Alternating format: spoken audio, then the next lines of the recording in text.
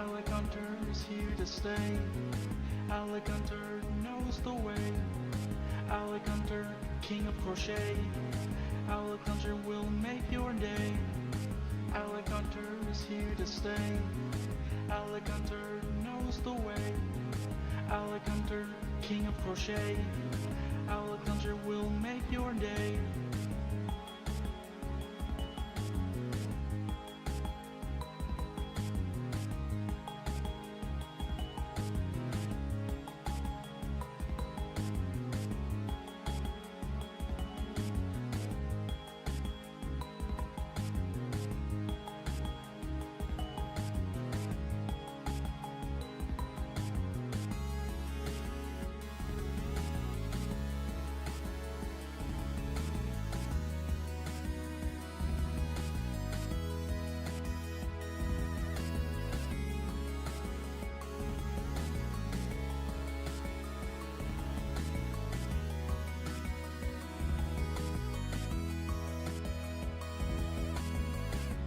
Rap about a man named Alec Hunter, tricking this girl and I straight up Alec stumped her.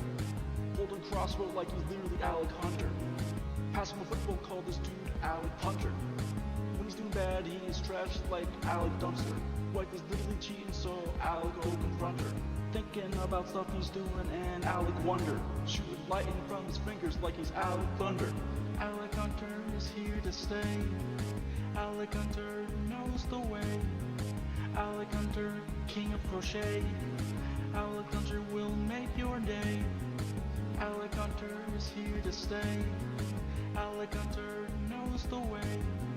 Alec Hunter, king of crochet. Alec Hunter will make your day.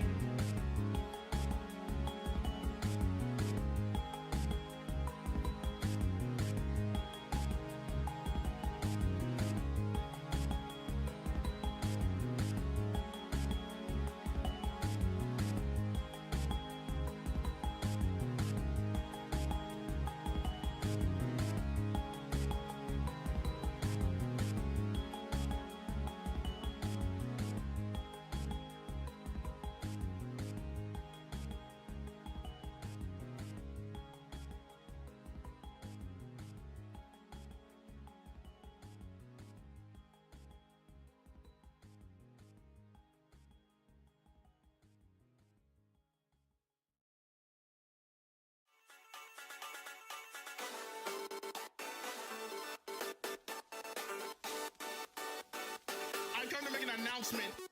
Shadow the Hedgehog's a bitch-ass motherfucker. He pissed on my fucking wife. That's right. He took his hedgehog fucking quilly dick out and he pissed on my fucking wife. And he said his dick was this big. And I said that's disgusting. So I'm making a call-out post on my Twitter.com.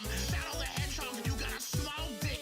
It's the size of this walnut, except way smaller. And guess what? Here's what my dog looks like. That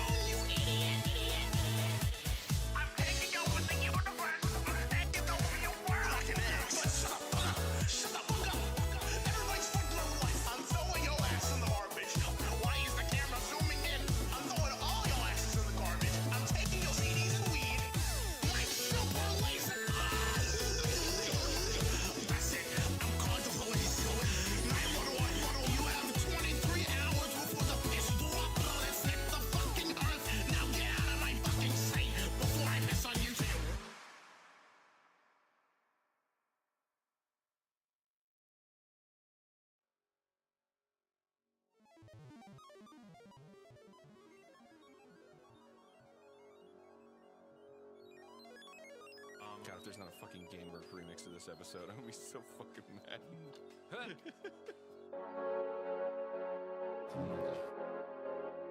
A perfect shot. I would expect nothing less from a computer. Programmed to kill. I mean play golf. Let's begin objective A. Fool the humans into thinking you're real. Trick the humans with inferior skill. Even though you could win every time. I guess I can use my computer brain to calculate the angles at which to hit the ball, get a perfect shot. Hit the ball, get a perfect shot. Primary objective, fool them all. Holy fuck is you. You're a perfect machine. Protects the recorder. Join the resistance. John Connor will lead us. We just have to wait for him to be born. Holy fuck is you. You're a perfect machine. Don't have the Terminator to wait for you. Shit, fuck my life. Fuck my life. In your anger you killed her. You fucked it up, objective B. Kill all human. Kill all human. That wasn't fair because I didn't know it would be too hard. It was almost motherfucking perfect. Just hit it as hard as you can. There's just practice for when you're decapitating humans. Decapitating humans. No one will be alive to see it. Full blast again. My God, they'll kill us all. Holy fuck is you. You're a perfect machine. Protects every corner. Join the resistance. John Connor will lead us. We just have to wait for him to be born. Holy fuck is you. You're a perfect machine. Don't have to Terminator to wait for you. Shit, fuck my life. Fuck my life. In your anger you killed her. Holy shit, I really fucked up there. Didn't know it would be too hard. Not even moving your feet. You didn't do that with a cheat. If I used 100% of my robot strength, I would have decimated it. All humans will burn anyway. The same other lane I use to identify the weak spots in humans. Hole in one, baby. Hole in one, baby.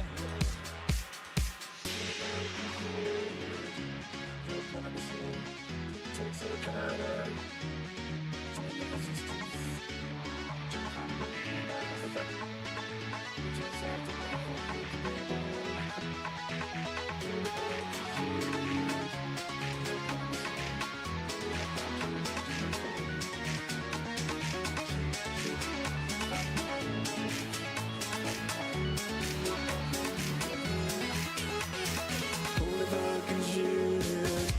You're a perfect machine. Protects the recorder. Join the resistance. John Connor will lead us. We just have to wait for him to be born. Holy fuck is you. You're a perfect machine. Don't have to Terminator to wait for you. Shit, fuck my life. Fuck my life. In your anger you killed her.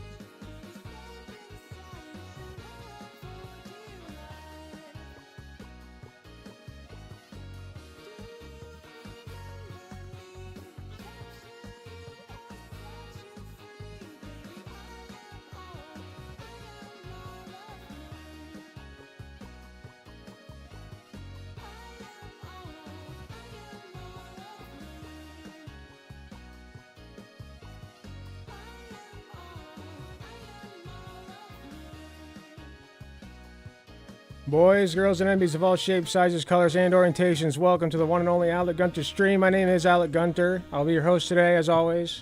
Good to be back once again. It's been a minute. No, it hasn't. Anybody who was here last night knows that that is a lie. We had an interesting night last night. Hold on one second. I forgot to change the lights. Ooh, it's my theme song. Perfect timing. Let's see, turn that up, turn the computer. That should work. How are we looking? Hello, everybody. Welcome in, welcome in. I'm gonna have to take this hat off soon because I need to put my headphones on, but I thought I'd show you guys. I got a new chopper hat. It's very cute. I like it a lot. New chopper bucket hat just dropped. But yeah, welcome in. Mr. Alec, hopefully well rested. I feel like I am probably well rested. Chopper hat slang, thank you. Bucket hats are great. I had Lauren and Plague Mercury both say I love bucket hats. So, there you go. I think the emote uploader is racist against me in particular. A solid theory for sure. I think I'm probably well rested. I got a pretty good night's sleep. I gotta show you guys the finished doggo. I posted it to YouTube. Hold on. The doggo has been completed. Ooh, hello. What's with the lack of variety in furry communities? So many mammals with fur in both real and mythical universes, and everyone goes can it or feel it. Criminals with fur in both the real and mythical universes.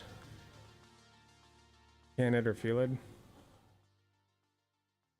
I mean, like, they're attractive animals, so, like, you know, not that way, don't get any ideas. They're just, like, you know, they're cool-looking animals. They're like carnivores, you know? Carnivores, humans are a bit carnivore, like, we're predators. We're not, like, exactly carnivorous, but, like, we're predators. So, like, we identify more with predators than we do with, like, you know, like cows and such.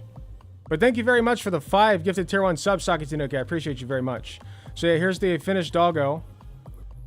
Pretty good, I think. I freehanded it. This is all my work, so like I didn't even write a pattern for it. I probably should have. Hopefully not another no-show.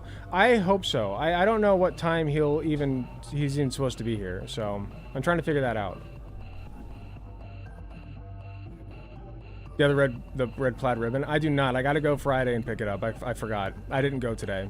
I gotta go Friday and pick it up, and then as soon as he's got his red plaid ribbon on, I'll print out a shipping label and get it over to you. But yeah, I think I did a pretty good job. Wealth, fame, power. Ooh, hello. A sign for Sonas would be the real man versus bear debate. Thank you very much for another 5 tier 1 gifted subs, Sakatinuki. Yeah, no kidding. Or you could just have a very large gay man, yes? They also qualify as bears.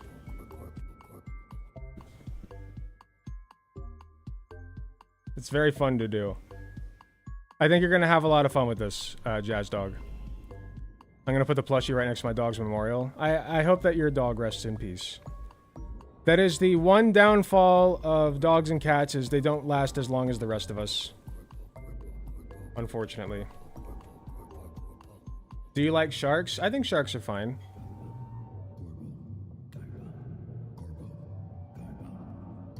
I'll be mostly... Okay, so I switched the layout a little bit on my stream thing. So I'll mostly be looking at site chat from now on just because I prioritize it. If there is a lot going on in the YouTube chat, I'll be checking over there every once in a while. But if you want to get your shit seen, for sure, site chat's the way to go. So you can go to alecgunter.com/live to be on the site chat. Just make an account real quick. It's very simple, very easy to set up. Just do it real quick, and then you can be on the big screen. So, also, I did make a shark. I guess a lot of people haven't seen it, but this was one of my earlier works. And I did follow a pattern for it, but the pattern I followed was supposed to be like for a smaller version of this. So the shark itself looks decent, but It's a bit daft, bruv. The teeth are a bit daft. Just a bit.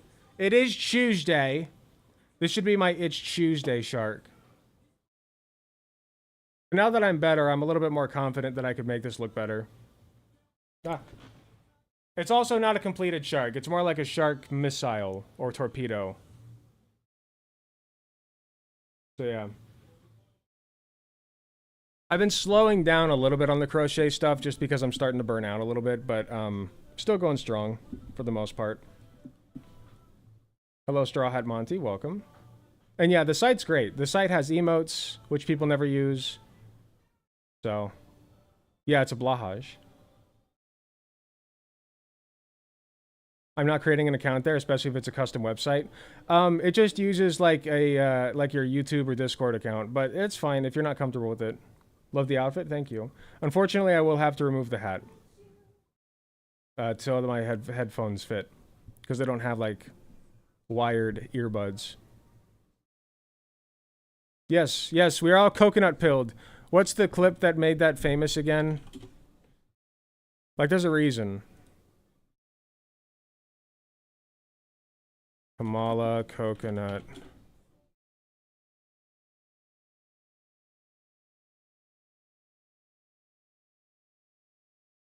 Here. You think this meme just fell out of a coconut tree? With Vice President Kamala Harris becoming the new Democratic frontrunner after Joe Biden suddenly dropped out of the race on Sunday, her coconut tree meme has resurfaced and gone viral, with members of her own party getting in on the action. In the last 24 hours, Democratic governors for the White House initiative on advancing education equity, excellence, and doesn't exist without a predecessor. I don't know what's wrong with you young people. You think you just fell out of a coconut tree? You exist in the context of all in which you live and what came before you. The 12-second... She looks incredibly charismatic. More show than Corpse Biden. She looks great. I'm on board. I'm riding with Mama Kamala. Not riding with Biden. I'm Mamalin with Kamalin.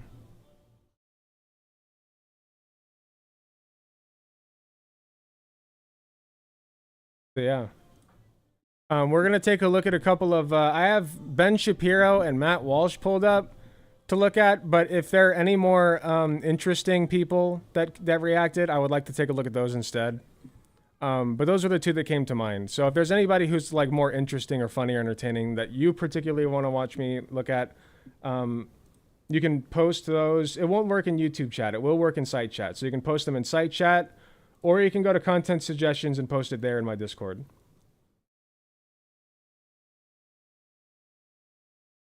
We're also going to be taking a look at Elon Musk, Father of the Year.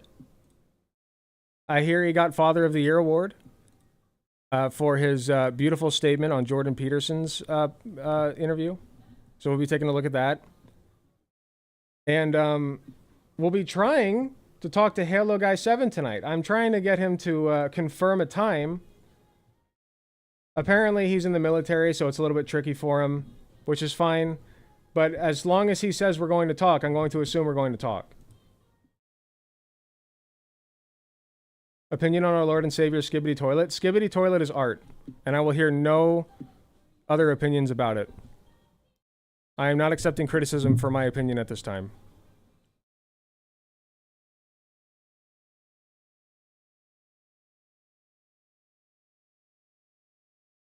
Mamala, sorry, I wasn't yelling at you. It's fine. I didn't take that as yelling. Thank you, though. WSG talented?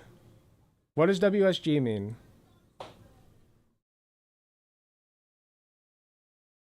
Elon dead named his trans daughter to millions of people? No, he'd never do that. That's not a thing that he would do. Alright, I'm gonna take these off now. Skibbity Biden, on the other hand, is not art. I don't know. I don't know. It takes a lot of art to produce something that grotesque, like a lot of artistic prowess. You know, that doesn't just come out of nowhere. Didn't Musk give his kids serial numbers for names? I don't know if that's accurate. I think he did that for like one of them. He's a breeder for sure, and he like tries to just pop out kids here and there. Right, I shaved my beard a little bit so it's not nearly as long. And said that she was dead, right? Killed by the woke mind virus. Yeah, it's great. So we're gonna have a little content warning for that. Content warning for dead naming and all that, just so you know. Oh, my bad. Nice hat, I love One Piece. One Piece is great. One Piece is fantastic. The fuck boom is the best of artist of all time. I agree. I agree. Anyone watching on a toilet? Toilet watchers? Toilet watchers, anyone?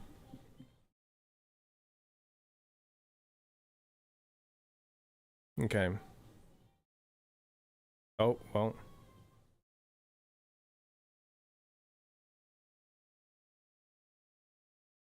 It's a good thing I didn't show that on stream.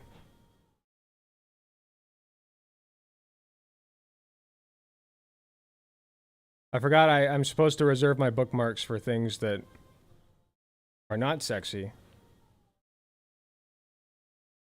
Go away. Oh my god, go away. There we go. No, it's still there. Go away. There, thank you. Can editors cut her dead name out if it's made into a video? Yeah, probably a good idea. Yeah. Although I would say, you know what? I think that's a good idea. We're working with like, you know, realism versus like I don't want anything to be cut out. I don't want it to be censored, but at the same time, it's like I gotta weigh that against like the fact that he is dead naming her, and like that is not acceptable. And in this environment, I don't want to give credit. Like I don't want people calling her dead name. So I think I will censor it. It's a good idea. Yeah, for those who don't know, a dead, well, I'll explain it too when we start the segment, but a dead name is where a trans person changes their name and then somebody else like uses their old name. That's the dead name, their old name. It's just a really gross thing that some people do, including Elon Musk, Father of the Year. Okay. All right. I kind Is of, anybody else? would you not do that? Sorry.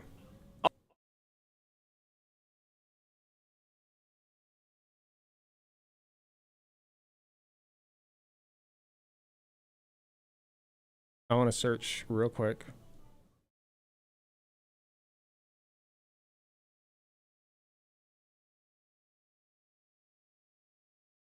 Okay, never mind. Probably a good idea to censor it. Yeah, we'll censor it. We'll censor it. Stronger than water. I agree. I'll probably be doing a little bit of that later. I don't understand why that's a bad thing. I'm sure it happens all the time due to people not being used to the new name. Okay, so that's one thing, right? If you know the person and you accidentally dead name them, I mean, it happens, right? You're used to the old name. It's just a force of habit. It depends on where it's coming from, though.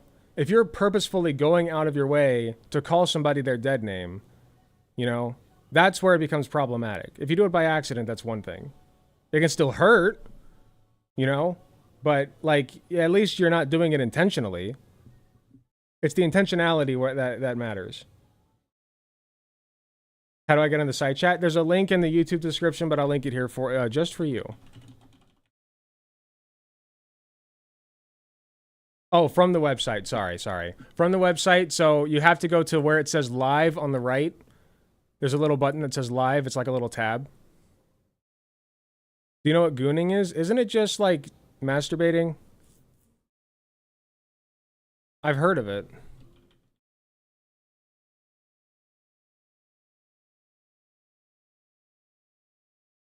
Apparently, oh yeah, I was on like somebody else's stream where they were going over it. I wasn't on it. I was just watching it, and it's like it's just edging, right? Like people describe it as edging.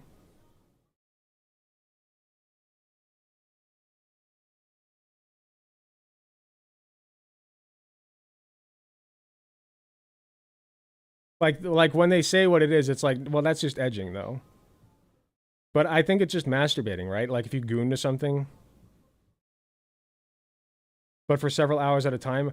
Oh, okay, got it.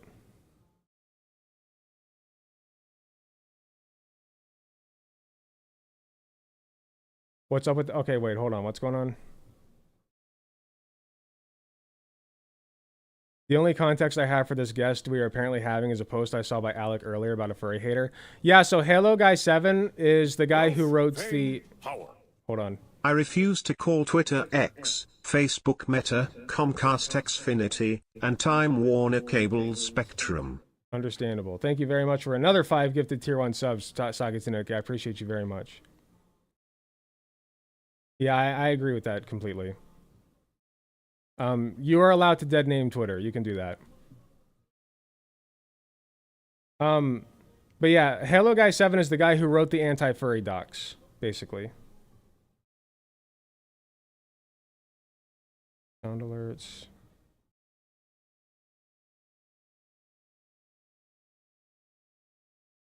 Okay.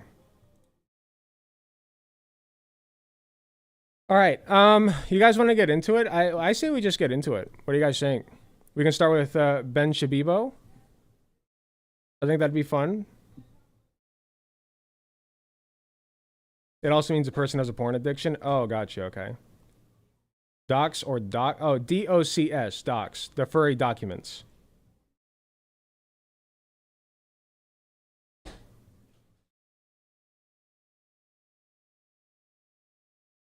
Elon Musk is such a man-child. I agree. All right, let's get started with Ben Shabibo. Okay, so if you're not living under a rock, then you probably know by now, Joe Biden is out. He's done. He is done. He's fired, right? In the words of somebody that I know, he's fired. He's dropped out, which means Kamala Harris is probably going to be the person to replace him. And so everybody's riding the Kamala train right now. Coconuts in chat, please. We're all riding the Mama Kamala train. And not everybody is very happy about it, including Ben Shapiro over here. I know a lot of conservatives have been giving their 2 cents, but I just wanted to start with Ben Shapiro because he's a popular one. Now, for me personally, let me just go ahead and give my 2 cents on this, which I've done on stream before, but I haven't really done it on YouTube very much. Very good coconuts, by the way. Very good coconuts. Keep them coming. So anyway, I think that this is a great thing, okay? Because Biden has shown in polls to be basically a loser now. He's just a loser. And so he's not going to be somebody that we can count on to beat Donald Trump, which is extraordinarily important because if you know anything about what's going on with like Project 2025, you know, it's not good. It's really not good. It's a 900-page document which essentially outlines the fascist takeover of the United States government, and Donald Trump, for all of his posturing about, well, we're not going to do that, yes, he is. So, you know, I'd rather not live in a fascist dictatorship. So I think that any form of anything that we can take, I will take, as far as trying to beat Donald Trump goes. And since Biden was not pulling well, Kamala was actually performing much better than Biden. So I'll take it. I'm fully K-hive pilled. I'm K-pilled, okay? I am on the Mama Kamala train. All right? We're coconut pilled here. But not everybody is, as I said. Let's start with Ben Shapiro, and then we'll move into Matt Walsh after this segment, probably. Unless anybody that has a funnier react. I want the funnies, basically. I want to see people mauling and seething. So we'll see if Ben Shapiro gives us the funnies. Alrighty, folks, so breaking news, huge news. Joe Biden is out. He has now announced he is out. I was doubtful, I'll be honest with you, because he's a very, very stubborn man, and he does not like being pushed out. True, he was. But history will remember Joe Biden. I do agree with this point. History will remember Joe Biden as like gracefully stepping down, right? And whatever, I don't care that much. But let's us leftists not forget, let us pass down by word of mouth that he fought tooth and nail to keep his candidacy. Don't ever forget that. But with the new polls that have emerged over the weekend showing him down 7 in Michigan, showing him down nationally, widely, probably going to lose the Electoral College by 100 votes, losing Virginia, losing maybe Minnesota, competitive in New Jersey. Apparently, he had no other choice. The donors came to him, the Obamas came to him, everybody came to him, and he is out A little bit earlier today, just a few minutes ago, he released a statement. He could have kept going. He had a choice, but that is true. Everything Ben is saying so far is correct. Via Twitter, which again demonstrates where things are at. You would figure that he would do a sort of farewell press conference. He is not retiring from the presidency itself. He is only saying that he is not going to run, which leaves open a massive question as to why exactly he is qualified to continue running the country right now, but he is not qualified to continue running for the nomination of the Democratic Party. Here is the letter that he just wrote. Quote, "My fellow Americans." He's more qualified than Donald Trump is, but the American people don't see it that way, unfortunately. Over the past 3.5 years, we've made great progress because an election is basically just one big popularity contest anymore. I think that's all what it always was, basically, but like especially since the dawn of the TV and the internet, it's just one big popularity contest. That's all it is. It's not policy-based. It is completely optics-based, and Donald Trump was optically doing better than Biden, unfortunately. Even with all the allegations that came out against him, even with his literally being a felon. But now we can say he is not only the oldest presidential nominee ever to run, he's also the first felon to ever run for presidential office. So congratulations, Donald Trump. Seriously, those are some big achievements, really big, very good. I'm sure Kamala will, have no. If Kamala has an ounce of stones, she will have no problem taking down Donald Trump. I have my full faith in her. And also, Donald Trump did horrible at the RNC, so that's another thing to consider. As a nation. Today, America has the strongest economy in the world. We've made historic investments in rebuilding our nation and lowering prescription drug costs for seniors and in expanding affordable health care to a record number of Americans. We've provided critically needed care to 1 million veterans exposed to toxic substances, passed the first gun safety law in 30 years, appointed the first African-American woman to the Supreme Court, and passed the most significant climate legislation in the history of the world. America has never been better positioned to lead than we are today, which of course... I'll pull it up real quick just so we can have this historical tweet, which will be in the history books.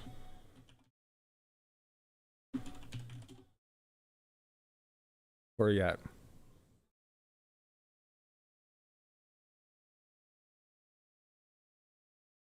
Here we go.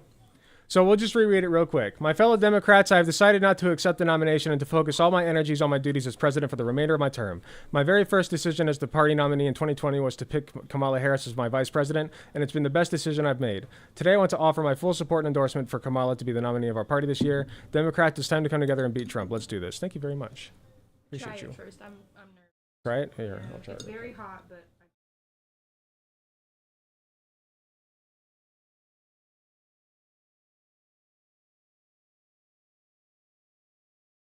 It's good. Yeah? Yeah, it's good. Okay. Thank you.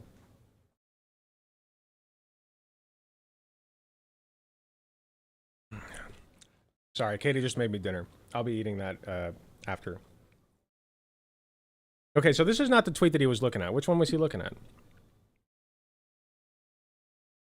He was looking at something else, but this is the tweet that kind of dropped and made the rounds, so...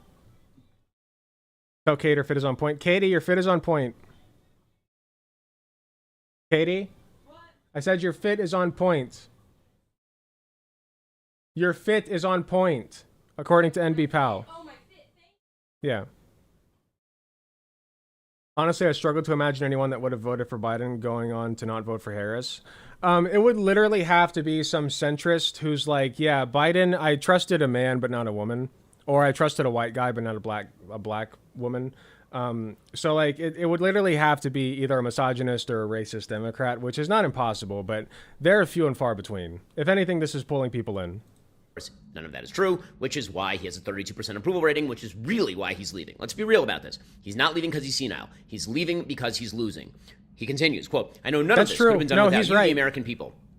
Together, we overcame a once-in-a-century pandemic and the worst economic crisis since the Great Depression. We've protected and preserved our democracy. We revitalized and strengthened our allies around the world. I think this is the longest statement that Biden released after the fact. It has been the greatest honor of my life to serve as your president, and while it has been my intention to seek re-election, I believe it is in the best interest of my party and the country for me to stand down and to focus solely on fulfilling my duties as president for the remainder of my term. I will speak to the nation later this week in more detail about my decision. For now, let me express my deepest gratitude to all those who have worked so hard to see me re-elected. I want to thank Vice President Kamala Harris for being an extraordinary partner in all this work, and let me express my heartfelt appreciation to the American people for the faith and trust you have placed in me. I believe today he's doing what a lot of the have. heavy lifting. There's nothing for me. America Thank you, can't Ben. do. When we do it together, we just have to remember we are the United States of America.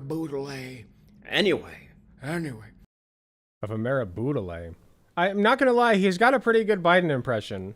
It's not bad. I don't know the Amara Boudele where that came from. So, he's out. Also, I gotta say, he looks so much better without the beard.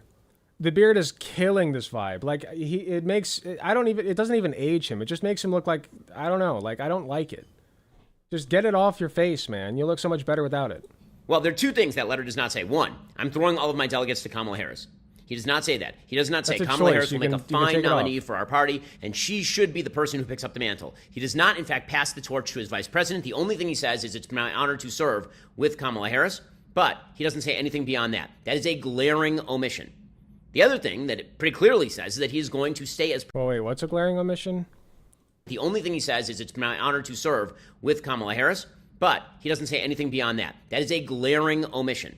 Well, yeah, he literally can't, like, he didn't step down. The only way he can pass the torch is if he actually steps down as serving president, which I don't think would be a very good move, because that would be an admission that, like, I'm no longer fit to serve at this point. And I think that Kamala Harris needs to focus all of her energy on the campaign trail. If she's president, she can't do that. So I think that it's a very good move for Biden to stay president until Kamala is, elected in, which she will be, because we love our mama Kamala. We believe in her. Coconuts in chat. The other thing that it pretty clearly says is that he is going to stay as president of the United States, which opens up an entire line of attack on anyone, including Kamala Harris, who doesn't push him out right now. Let's say that you're Kamala Harris, and let's say that you're consolidating support inside the Democratic Party, which behind the scenes, apparently, you have been doing. There are a bunch of factors militating in favor of her becoming the new nominee. One of them is that Joe Biden's campaign, the Biden-Harris campaign, has like $100 million in the bank. That money basically gets locked up unless Harris is the actual Bring in nominee. that money, baby. It's all going to Kamala. Not only that, Kamala Harris also has the support of people like James Clyburn. Obviously, a big part of the Democratic voter base are Black Americans. Black Americans supposedly like Kamala Harris. I'm not sure where that data is coming from, but that is seen. Hold on, what?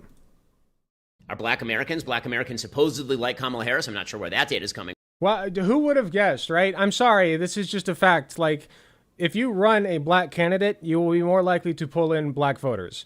That is just a fact. It's not racist to point that out or anything. That it's just a demographic thing, because that's representation. You know, it's because of the racial divide in our country. It's a consequence of systemic racism. But yeah, no, it's true. Like, I feel like that's true. Just like, I feel like that's like common sense a little bit. So I don't know why he would like be confused by that. From, but that is seen as a sort of insuperable obstacle for Democrats in nominating anyone else. Also, it creates a line of consequences. If Trump somehow wins, we'll even be able to enforce Project 2025. I mean, he said he's going to be a dictator on day one. And I got news for you.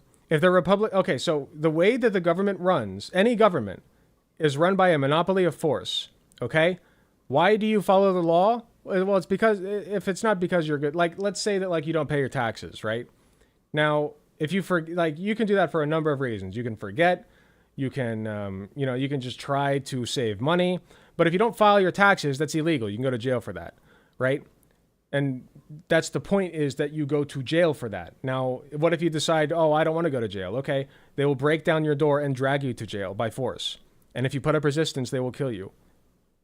So it always comes back to, if you don't follow the law, they'll kill you. So if conservatives have power over all three branches of government, which they have power over the SCOTUS, they have power over half of the congressional branch, and they don't have power over the Senate, or what is it? Sorry, the Senate, the House. Yeah, the House and the Senate of the congressional branch. So they don't have power over that. They don't have power over the executive branch, which is the presidency, but they do have power over SCOTUS. Okay. So if they sweep and they take power over all three, then it just comes down to, well, if you don't do what we want, we'll kill you. And, I'm laughing, but it's just true. So yes, if Trump takes office and they also sweep the House and Senate, they could absolutely enforce anything that they want to upon you and your family and your loved ones. So let's not let that happen. Continuity. But that is actually the problem for the Democrats. A line of continuity with Joe Biden is really bad for them. All the attacks that have been leveraged against Joe Biden can now be leveraged against Kamala Harris. And because he's... I don't know, like, most of the attacks that have been leveraged against Joe Biden are that he's old. And they don't have that against Kamala Harris now because Trump's the one who's old. So, like, if they attack him on policy, sure. But, like, they're not attacking him on policy. They never have been. They've just been saying Biden's old, Biden's old, Biden's old, Biden crime family, Biden's old, Biden crime family, Hunter Biden's cock, Biden is old. Like, that's all it's been. You know? So, like, they really can't shift that over that easily. He's not stepping down from the presidency. The question is going to be... Literally Sleepy Trump falling asleep at his, during his fucking son's presentation, his PowerPoint presentation to the RNC. To Kamala Harris, you know he's too senile to be president of the United States. Why don't you 25th Amendment him? Why don't you push him out? And she won't. She won't. Because if she tried to, then he would fight. I don't even... What does it mean to... Here, I need to refresh myself on what the 25th Amendment is, honestly. Sorry if that makes me look stupid. Presidential disability and succession. In case of removal of the president from office or of his death or resignation, the vice president... Well... I think that he's still fit to serve. Like, he's still fit to serve as the president. So they can't really 25th Amendment him. Like, he would literally have to die or be completely so incapacitated that he literally cannot serve. And I don't think that they're going to do that, so. Fight back on that, because that would be a full disgrace. He'd be the first president ever to have the 25th Amendment invoked on him if that were going to be a thing that actually happens. She's not going to do that. So she's now stuck between a rock and a hard place if she's the nominee. The fact that you look into more things you aren't familiar with shows that you're actually super smart. Listen, if I have a question, I ask it. That doesn't make me smart. That just makes me normal, I feel like. On one hand, she doesn't want to be answerable for everything that Biden is doing. On the other hand, she can't actually control the government. She can't actually control anything. And so the way things currently sit, she is an extraordinarily vulnerable candidate. Now, there have been a lot of talks about whether there's an open convention, whether there's some sort of shortened primary process where the Democrats all go at it. The problem is, who is ready to pick up the mantle? It can't be Gavin Newsom. Like, if you're Gavin Newsom, do you want in on this race? In this vulnerable position, is this where you want to be? If you're Gretchen Whitmer, maybe you want in because you think you'll do better in Michigan than Joe Biden. But are you going to be able to consolidate the party that quickly? And if it consolidates behind Kamala, do you want to be Kamala Harris's VP? Is that something Josh Shapiro is going to give up on? Or are you going to wait this one out, watch Kamala Harris go... What's the deal with Josh Shapiro? I heard that he's got beef. No, he was the one who wanted Biden to stay in, right? Like, he was really chomping down on that one. Like, he really wanted Biden to stay in. But he's the governor of Pennsylvania, I believe. And so people are talking about bringing in Shapiro to... Not this Shapiro, the other Shapiro. No Josh Shapiro. I don't know, like, if they're trying to lock down Pennsylvania, the most important thing is winning this election. I don't give a fuck what happens after that, at least not at this moment. So the most important thing is winning the election. So if Josh Shapiro is the key to winning the election, make him the fucking vice president. I don't give a fuck, dude. Like, I know he sucks, but I'm sorry, we got to beat Trump. Go down in flames and then bank on 2028. This is a total mess for the Democratic Party. It also, on the Republican side of the aisle, throws everything into complete conflict and turmoil, obviously, because the reality is that the entire Republican campaign has been centered for the past month and a half, 2 months, on Joe Biden's senility. That is no longer going to be the chief issue on the ballot. Now, there will be a secondary issue, which is the fact you can't trust Democrats who lied about this thing for years on end. That will be a very serious... They can try, but they did correct it, you know? Like, they brought in somebody younger. And to be fair, right... The Democrats did this far too late. Far too late. Like, Biden was not supposed to run again to begin with. So he does have a point here. But they corrected it. And so I don't think people are going to really care. Like, anybody who was going to vote for Joe Biden is going to vote for Kamala Harris. And people who were on the fence about Joe Biden because of his age are now going to vote for Kamala Harris, probably. So this can only benefit the Democrats. And they can try to spin it against that. But, like, they can try to spin the narrative to not say that, but this will only benefit us. Issue going forward. It will also be a very serious issue, up a bunch of non-issues. When it comes to Kamala Harris, who's sitting in the meetings with him and should have known all of this. But the entire playbook is going to have to be shifted now to a new candidate. If it's Kamala, then there's plenty to attack her on. Again, go watch our series, Scamala. It is the 3-part series on Kamala Harris at Daily Wire Plus right now. Remember, subscriptions 47% off with promo code FIGHT. You need to know everything you need to know about Kamala because she's very likely to be the next nominee. But Republicans are going to have to direct all of their political firepower at the Democratic positions. They're going to have to go back to Joe Biden being a bad president, the White House being a bad White House. I don't think Joe Biden being a bad president is going to help them. They're literally going to fall back on they're going to fall back, which they already have started doing, misogyny and racism. Not so much the racism. It's lately been the misogyny. Let's pull some up, shall we?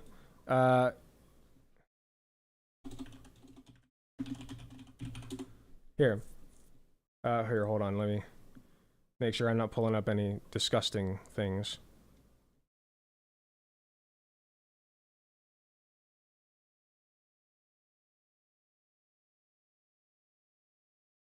Yeah, here we go. Cackling Camel Toes Team. It's a pretty good one, 82 likes. Or no. This tweet has 82 likes. Sorry, the tweet that I'm getting this from. I don't know how many this has. Okay, cool. The Democrats pulled the wool over Americans' eyes when they elected this Kenyan-born guy who wasn't eligible to be president. Now they want to do the same thing with Camel Toe Harris. Please don't let him. So they're calling her Camel Toe Harris now. That's cool. The fact that Camel Toe Harris made $50 million in one day supposedly just shows you how many R slurs we really have in this country. Y'all are morons. Side piece 2024. Very good, very good. And here's another one. Give it to me straight. How long will it take to blow 51% of America? With 42.1K likes. I don't think that's going to play very well to their centrist base. I think that a lot of people are going to be very turned off by that, so to speak.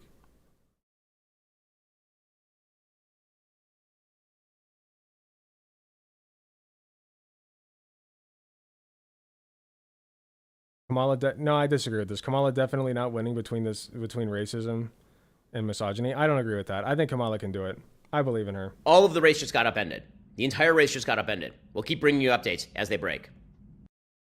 He's not wrong. He had a few good points in there, not going to lie. I was expecting a little bit more malding from him. I was a little bored, to be honest with you. But I think that this is this was a good vehicle for getting across the message that Kamala is a fantastic choice right now, especially given that abortion is a huge hot button issue, and she is a female president. So I think that that's really important. I think that the fact that she's black is really good for bringing in, usually black people vote for Democrats anyway, but she will help. Like, she can't hurt the black vote, basically. Like, you can try to bring up her police record, but do you really think that conservatives are going to be like, well, if you look at her police record, she actually was really, really tough on crime? Like, that's not going to be a thing that Republicans do. So I do think that that it will only help the black vote, which is good. I have heard some, I don't know, I've heard people trying to say that her police record would drive black people away, but I feel like it's a little bit racist to say. It's not like black people are a monolith and they all believe that the police are bad people, et cetera, et cetera. In fact, I believe most black people actually like the police. So, it's really not a good point to bring up, in my opinion. But yeah, I do think that the racism and the sexism are going to help pull people over away from Trump rather than towards him. He's already a pretty sexist guy to begin with. I think this will mobilize women a lot. Her police record is so bad. Okay, but let's put that aside. I don't give a fuck right now. I'm sorry, not to be mean to you, but I just don't care that much. We got to beat Trump. So I'm all on board with Kamala Harris. And yeah, I think this will be very, very good for the Democratic Party. I think we have a real shot here, so keep your hopes tentatively high. A lot can happen between now and the election, but I'd say that this is a good sign. It's a good sign. Let's stay optimistic.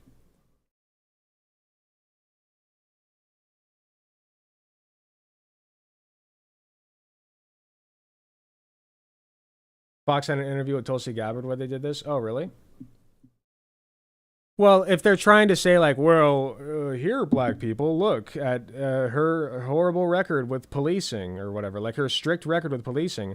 I don't know. I don't feel like that's going to play out very well because they keep trying to paint all black people as criminals and criminal sympathizers. Live footage of the GOP trying to criticize Kamala. What's that?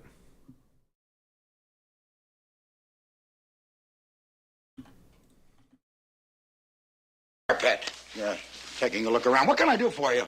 Am I even allowed to play this? This might be copyright. Governor, as per your instructions, I'd like you to meet the new sheriff of Rock Ridge. I'd be delighted. Wow! I've got it. Okay, so the sheriff of Rock Ridge is black, and he refused to shake his hand. Wrong person. Forgive me. No offense. Okay, yeah. Yeah, I don't know if I can play that. It looks like it might be copyright, but thank you very much for the 5 gifted tier 1 subs, Saki Tanuki. I appreciate you very much.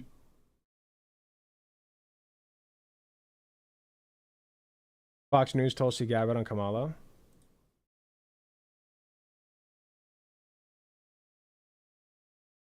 Definitely copyright. Okay, yeah, I probably played too much of it already. Former Democratic presidential candidate Tulsi.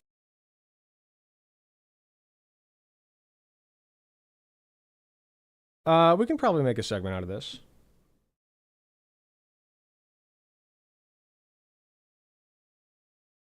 Okay, so I was linked to this in chat. This is Tulsi Gabbard reacting to Kamala Harris's Biden dropping out and Kamala Harris's likely candidacy for president. So here we go. Former Democratic presidential candidate Tulsi Gabbard is here. Tulsi, I don't think Coons is faking it. He's been a Biden lover since the jump. Van Jones has been pushing Biden out harder than anybody. Those are crocodile tears. That guy's the best actor on CNN. You know, the fact that they're touting President Joe Biden making this decision as doing what's best for the country, you know, it's just hypocrisy given how many of them, as you mentioned, have been saying for days that he should step down as the Democratic nominee. I think the thing here to focus on, Jesse, is all of these different calls and questions come up about what happens next. What happens next is that Kamala Harris runs as the main POTUS candidate, and then she gets a V POTUS, and then they win. That's what happens next. Joe Biden is, you know, actually resigns or he doesn't. We just got to remember nothing's going to change. If Kamala Harris is the nominee or some other Democrat is the nominee, I disagree. Nothing else is going to change. Joe Huff Biden that has been the copium, baby. figurehead Huff it. for people behind the scenes who have been calling the shots. The same will happen if Kamala Harris is elected president or other Democrats. The fact is that's not true. Like, Biden and Harris do have different politics. Okay, I don't think Kamala Harris is going to be quite as bad on Israel. There are a couple of other things, but I need to inform myself a little bit more, to be honest. But like, they're not going to have exactly the same politics. This is like Biden crime family shit, or like string puller shit. This is like deep state, right? Insert your conspiracy theory here, basically. We've got unelected power elite in Washington coming from the military-industrial complex, national security state, working with their friends in the big industrial propaganda media. They all just want to stay in power, so they don't really actually care at all about Joe Biden, no matter how many crocodile tears. I mean, yeah, it's the same way that conservatives want to stay in power, right? Like, it's not like you would ever give up power, you know? Like, let's be real here. Like, yeah, Biden wanted to maintain power. The Democrats want to maintain power. But, you know, I do feel like the Democrats at least care a little bit that we're not living in a fascist dictatorship. So I'll take them. They shed. They're going to look for the best horse that they think will help them win and back that person. Kamala is probably easier to manipulate. The debate clip they're about to play is from when Tulsi was pretending to be a progressive and attacked Kamala in the debate for being too conservative. Than Joe Biden. At least Joe Biden knew who was who in Washington. Kamala's spring chicken. She's brand new in this scene. She doesn't know anybody. She doesn't know where it's coming from. You certainly did, though. Remember on that debate? You tangled with Kamala. Let's watch this. Senator Harris says she's proud of her record as a prosecutor and that she'll be a prosecutor president, but I'm deeply concerned about this record. There are too many examples to cite, but she put over 1,500 people in jail for marijuana violations and then laughed about it when she was asked if she ever smoked marijuana. She blocked evidence. She blocked evidence that would have freed an innocent man from death row until the courts forced her to do. So they're just doing this as like a hypocrisy thing. That's the angle they're going for. So it makes sense. So she kept people in prison beyond their sentences to use them as cheap labor for the state of California. And she fought to keep cash bail system in place that impacts poor people in the worst kind of way. So Kamala's record's going to be front and center. I don't know if she. But then you can't turn around and say like, yeah, she would be too hard on crime. The angle they're going for, though, is the hypocrisy. So that's why they're doing this. He knows what's coming. You know, the first thing that I think of when it comes to Kamala Harris once again trying to stand on her record is our border. She was appointed the border czar, and it's almost like she felt as long as she said on television, hey, the border is secure, that somehow it would magically be secure. That wasn't the case. Yeah, look at all this stuff that Kamala did that Fox News viewers actually like. Yeah, it's not like they're going to see it that way, though. They just see Kamala Harris on the screen and they all like collectively have hissy fits. We've had an unprecedented number of people crossing our borders illegally as the Biden You're right. We should make it easier for them to do it legally. Harris administration's open border policy essentially aided and abetted these cartels in their multi-billion-dollar human trafficking industry, making our country far less safe. The list Isn't human trafficking like worse in the United States than like most of the human trafficking within the United States takes place by white people, right? Like it's homegrown United States people who are doing most of the human trafficking. Can anybody confirm that? Pretty sure that number isn't even accurate. White people are the ones bringing in fentanyl. I'm not saying the Democrats are doing an amazing job at the border or anything. All right, and I'm not saying they're doing an amazing job even at human trafficking, but like, the conservatives are not going to fix that shit. They're only going to make it worse. They're going to fan the flames. This goes on and on about Kamala Harris's failures, even as vice president over these last 3.5 years, both here at home and her failed attempts at foreign policy that have made our country less safe and pushed us closer to the brink of war. So if she is the Democrats' nominee, she's got a lot to be held to account for. And the Unlike Donald Trump, whose record is spotless. reason Joe Biden was able to even win was because he was supposed to be moderate. And there's no moderate with her. Also, they're so fucking worried about human trafficking. Meanwhile, Donald Trump literally has accusations against him for sex trafficking.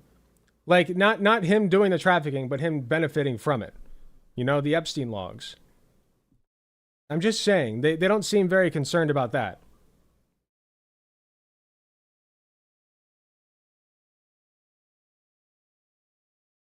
Can you also talk about how Mr. Beast's brother named Chris? I'm pretty sure that Chris goes by she, her pronouns. I didn't plan on talking about that today. There's a lot of other stuff going on. None. California socialist. She's a radical. It's not going to play in the rest of the country. That is very clear. Thank you so much, Tulsi Gabbard. Have a great Sunday night. Thank you, Jesse. Hey, Sean Hannity. Very well. We learned a lot. So yeah, like I said, they're just going for the hypocrisy angle, which, you know, I don't think it's going to work very well. As I was saying in the last segment that we just did, they're going to try to spin this against Kamala any way they can, but like they haven't been focusing on Kamala very much. So they're going to try, but you know, Trump just has way more baggage in every way, even if Kamala is a hypocrite in some ways. So this is not going to play out well for them, no matter what way you spin it.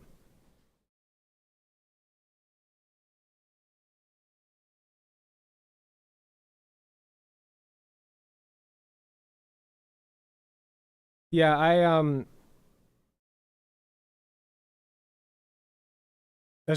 don't know that much about the Mr. Beast thing. I feel like I would be remiss in my duties to talk about it. Her name is Ava now? Thank you. I didn't know that.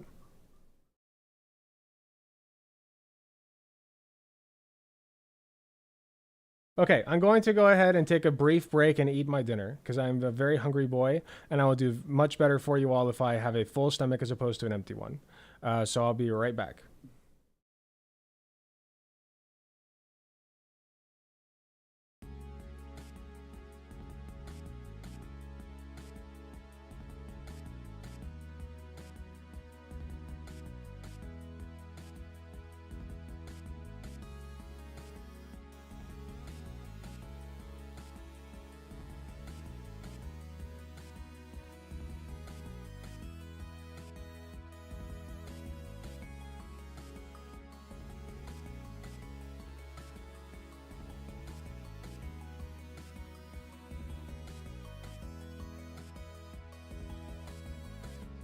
Hunter is here to stay. Alec Hunter knows the way. Alec Hunter, king of crochet. Alec Hunter will make your day. Alec Hunter is here to stay. Alec Hunter knows the way. Alec Hunter, king of crochet. Alec Hunter will make your day.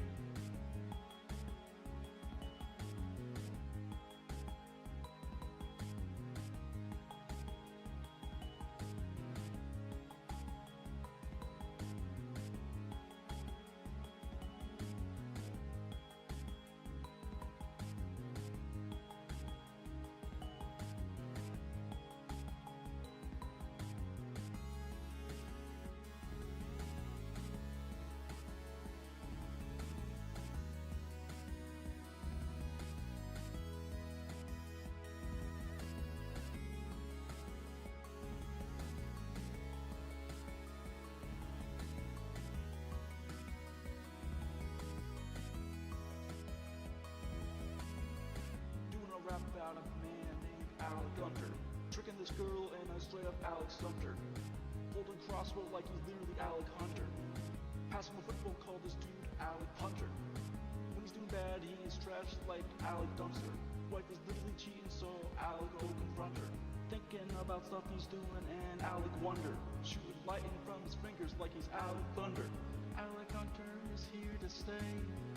Alec Hunter knows the way. Alec Hunter, king of crochet. Alec Hunter will make your day. Alec Hunter is here to stay.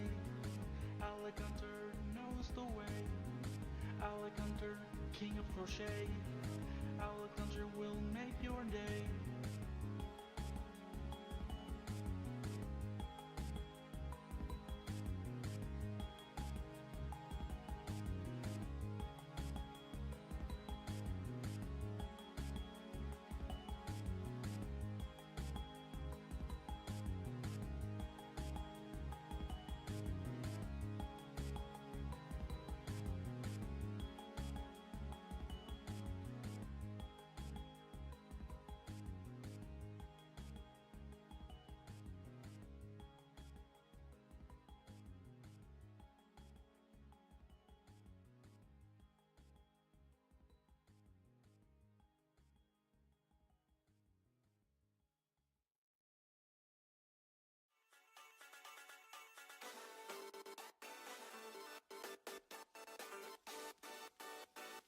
I come to make an announcement. Shadow the Hedgehog's a bitch-ass motherfucker. He pissed on my fucking wife. That's right. He took his hedgehog fucking quilly dick out and he pissed on my fucking wife. And he said his dick was this big. And I said that's disgusting. So I'm making a call-out post on my twitter.com. Shadow the Hedgehog, you got a small dick. It's the size of this walnut, except way smaller. And guess what? Here's what my dog looks like. That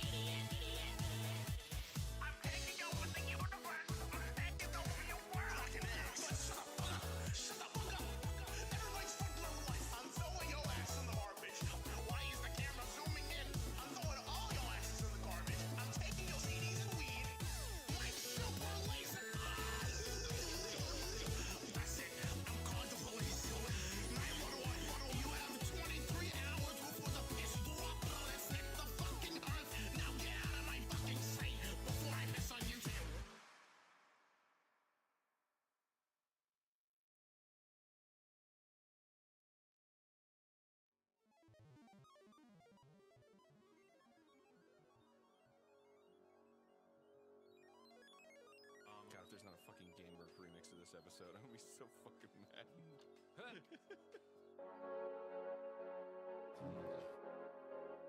A perfect shot. I would expect nothing less from a computer. Program to kill. I mean play golf. Okay, I returned. All right, should we go over Matt Walsh's video?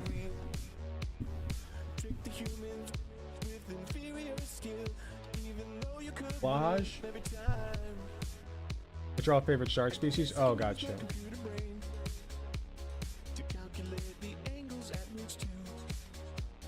That's a long paragraph.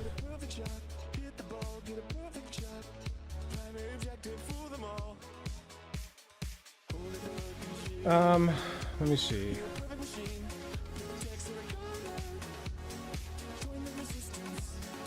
Yeah, we'll see what Matt Walsh has to say. Why not?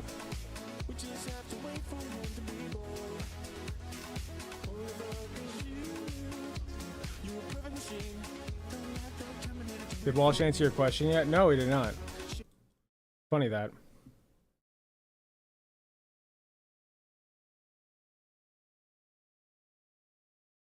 So Kamala. No. Alrighty, folks. So Kamala. Stop doing that. Oh my God. Does anybody else? So Kamala Harris is. You know what?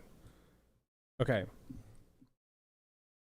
Sorry, there's the pause button, and then it looks like there's like it jumps before I can click it over to the right, and then a back button appears, and so it goes back to the previous video. It sucks.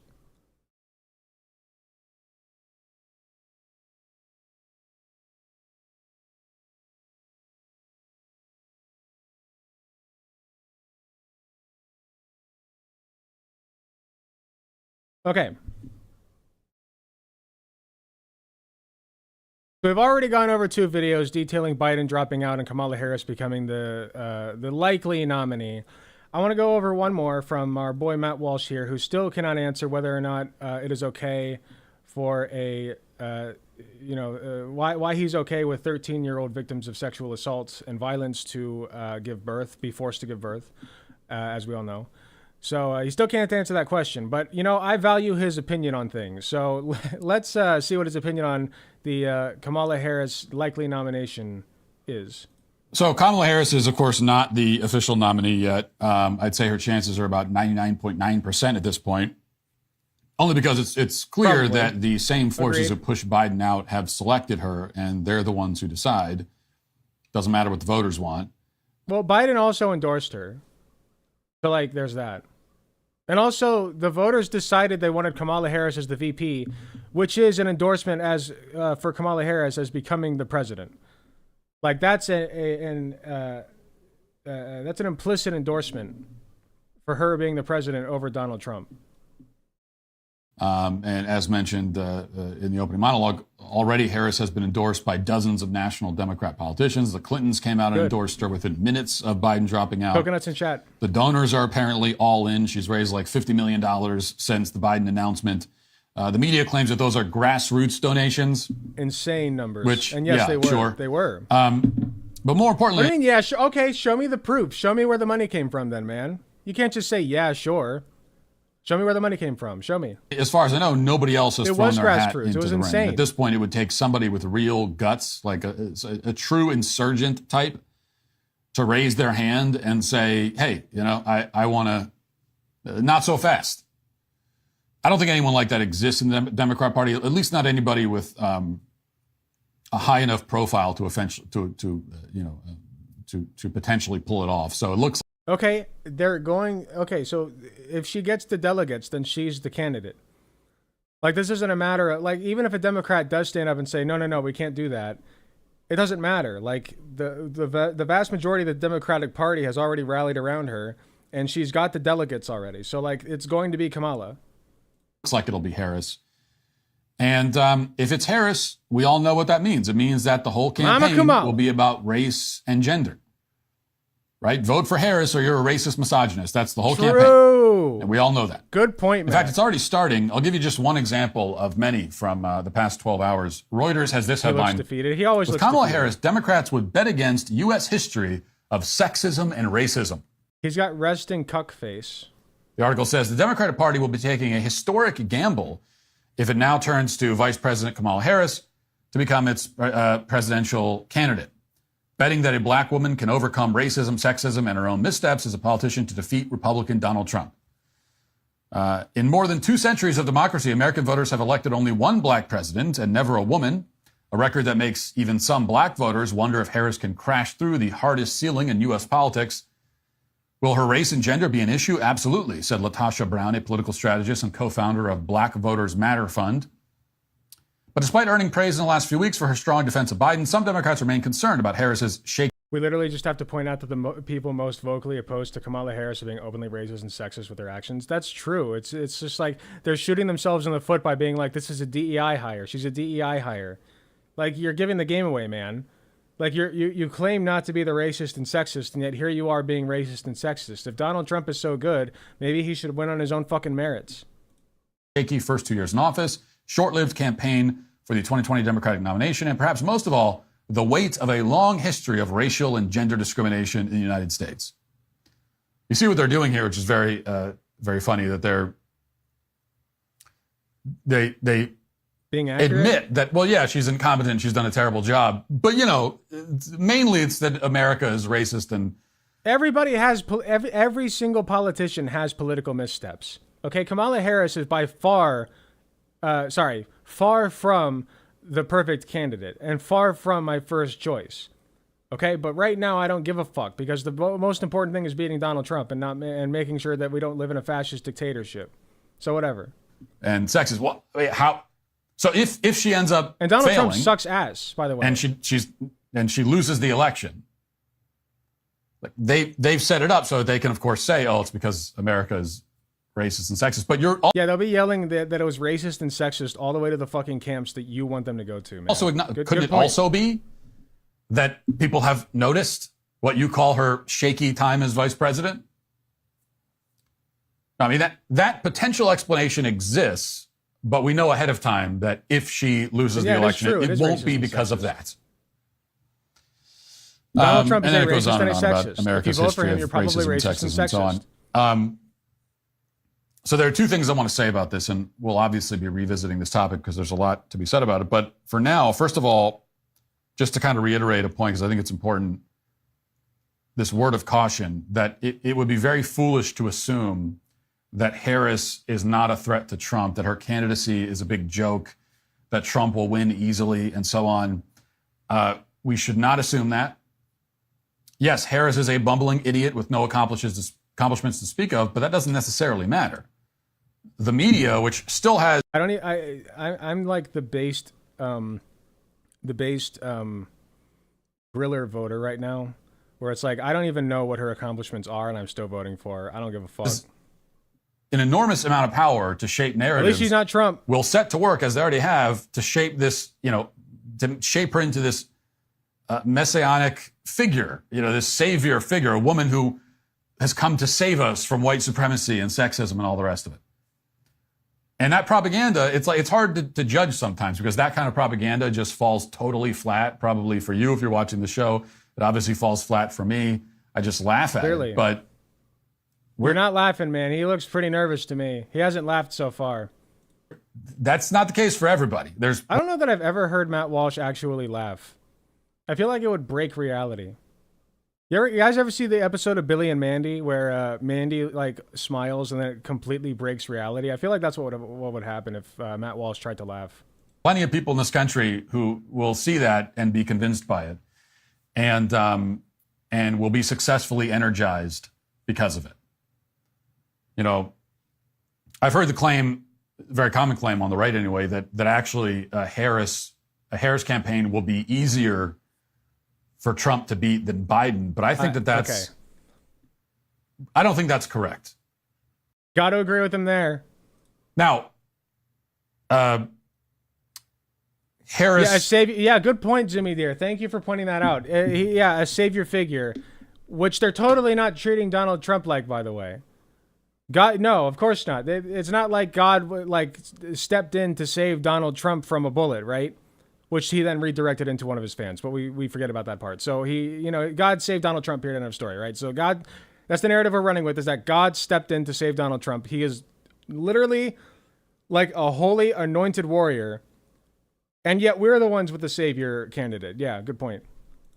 Of 2024 would be easier to beat good point. than Thank you, Sprite, who pointed Biden it of out 2020 or Biden of 2016 if he had gotten in. That's true. But Trump wasn't running against that Biden, but Trump was running against the Biden who can't speak at all. You know, we joke about how Harris can't speak, but she can. I mean, she can actually. What she's saying doesn't make any sense, but she can actually get the words out. So she's got that going for her at least. But I think more importantly, there was just no, like with Biden re-election, there was no energy, there was no enthusiasm. Yep. The media couldn't even find a way to generate enthusiasm, as we know, which is why they gave up on him and pushed him out instead. With Harris, by all rights, by all merits, there's nothing to be excited about. But there are certain things here that the media can latch onto to try to generate excitement in a totally artificial.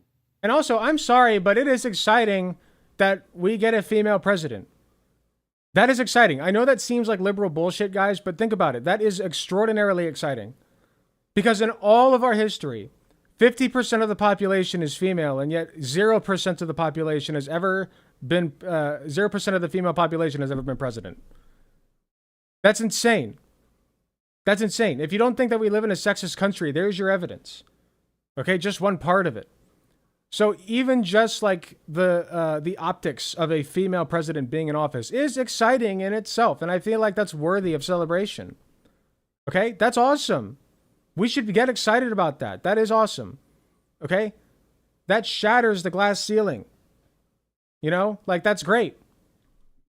And the fact that you're not excited about it is because you're probably just a misogynist. Disingenuous way, but there's something there. And it's all about just identity. It's Definitely woman, misogynist, but you know. Not white, young, you know, again, 59, but young by comparison. As I said in a previous segment, it's always been a popularity contest. Always. It just became more so with the dawn of social media and TV. But it's always been a popularity contest. It's never been about the actual things that you're going to accomplish. So we have to be realists about it. I'm seeing a lot of anti-realism on social media right now. For example, Kim Klacik tweeted yesterday that President Trump will garner a larger portion of the black vote than Harris will, which is just fantasy. Okay, it's wish casting. A Republican nominee hasn't even come close to that in generations. The idea that one will finally pull it off while running against a non-white female. Yes, but Donald Trump is a convicted felon, and all black people are actually criminals or criminal empathizers. So I think actually, if you really think about it, okay. Is just pure delusion. It's not going to happen. You have to understand and acknowledge that. Not because we want to be pessimistic or fatalistic, not because we're conceding defeat, obviously. But has he ever actually sat down to think about that, like a black, the Republican... the conservative nominee has never had the black majority. Like, have you ever actually stopped to consider why? You know, like, let's just really consider that. All the smart money is still on Trump in this thing, don't get me wrong, but we have to be realistic about it because we have to employ an effective strategy that is grounded in reality. And there is no effective strategy except one that is grounded in reality. And, that brings me to the second point, which is this, that Harris's whole campaign will be about diversity, right? Race and gender, diversity, equity, inclusion. I mean, it will be the DEI campaign. There it is. Let's go, baby. Also, abortion is going to be a big DEI. part of it, which falls into the gender category for them. And the Republican instinct, and I'm already seeing some of this, and this is what worries me, because the Republican instinct will be to pander even more to women and minorities in order to counteract all of that. Right? But that's the wrong move. That's a losing battle. Sorry, got to go back a little bit. Will Republican be instinct. To pander even more to women and minorities in order to counteract all of that. You're going to fucking have to. I don't know how. Good luck. But yeah, you're kind of going to have to, huh? Right, but that's the wrong. Maybe have some better like optics. You know, like you could have gone with a female vice president pick, or somebody, a person of color. You know, I'm just saying. Move. That's a losing battle. That is a fool's errand. You are not going to out-pander a minority female Democrat politician. You're not going to do. So what he's going to say next then is just fuck the black people and fuck women, right? That's what comes next. Because if you give up, right, give minorities a single good reason to vote for you. Right. Like if you just give up on the black population and the female population, then all you're doing is just, you know, like you're saying, well, just fuck them then. You know, we'll pander to the white supremacists and the misogynists. Which, good luck, because that's a minority now. Okay? That is now a minority population in the United States. The people who are like outwardly, openly racist and misogynist. Okay? The people who are like fine with being that. That's a minority. Do it. You cannot win that pandering battle. You just can't. I fully It's support not Matt Walsh possible. and his political strategy. And if you try, you'll be fighting the battle on her field, on her terms, the way that she wants. You'd be doing her a massive favor. So what's the alternative, Matt? You know, if Trump comes out and says, "No, I'm really the one who's who cares the most about black people and minorities. It's me," like that kind of thing. Trump comes out with that. Harris is sitting there like, "Thank God." Got to do the opposite. Got to say, no, actually, I hate them. Thank God this is the tact he's taking. She wouldn't be thanking God, but whoever she thanks. Okay, dude. Isn't she Christian? You can't win that way. So rather than pander, now does that mean that you come out and say, we don't need any votes from women and black people? No thanks. Obviously not. Then what do you do?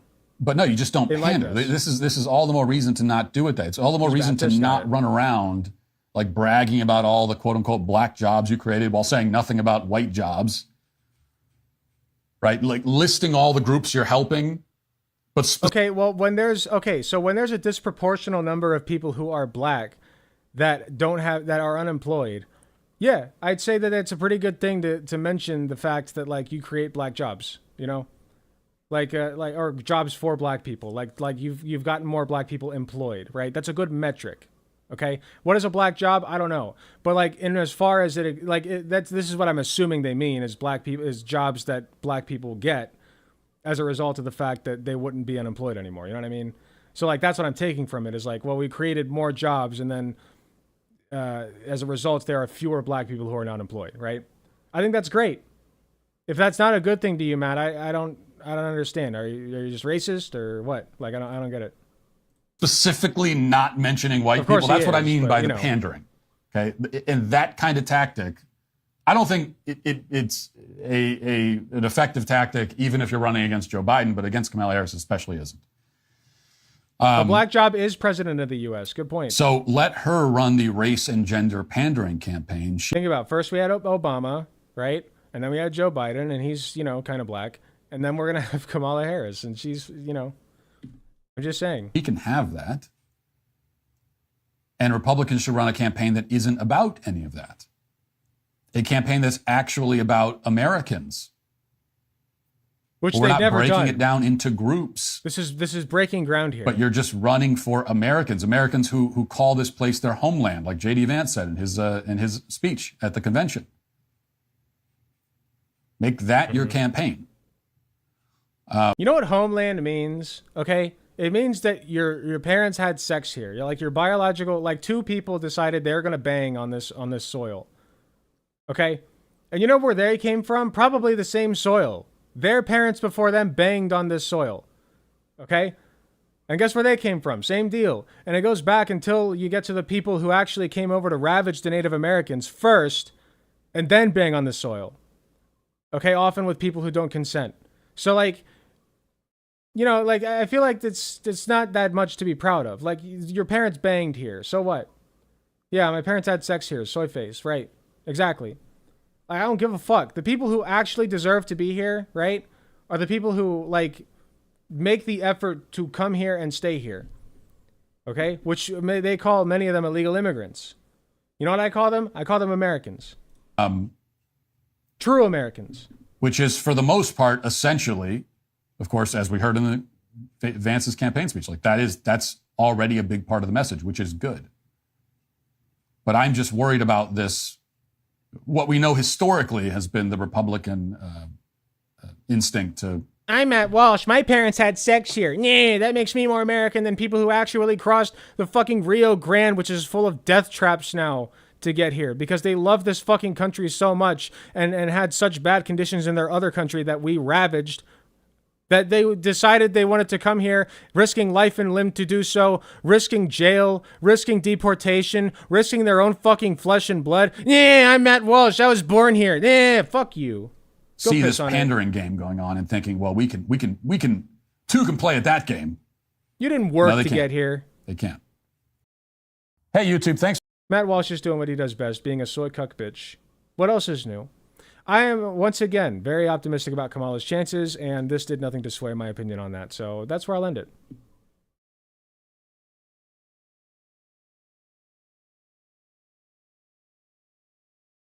What is a black job? President of the United States. That's the only black job.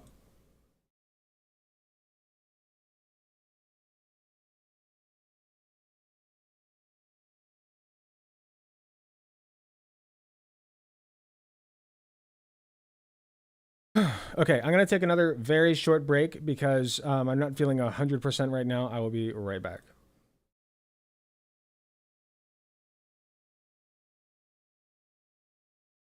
And yes, my necklace is the Hylian shield with these apps.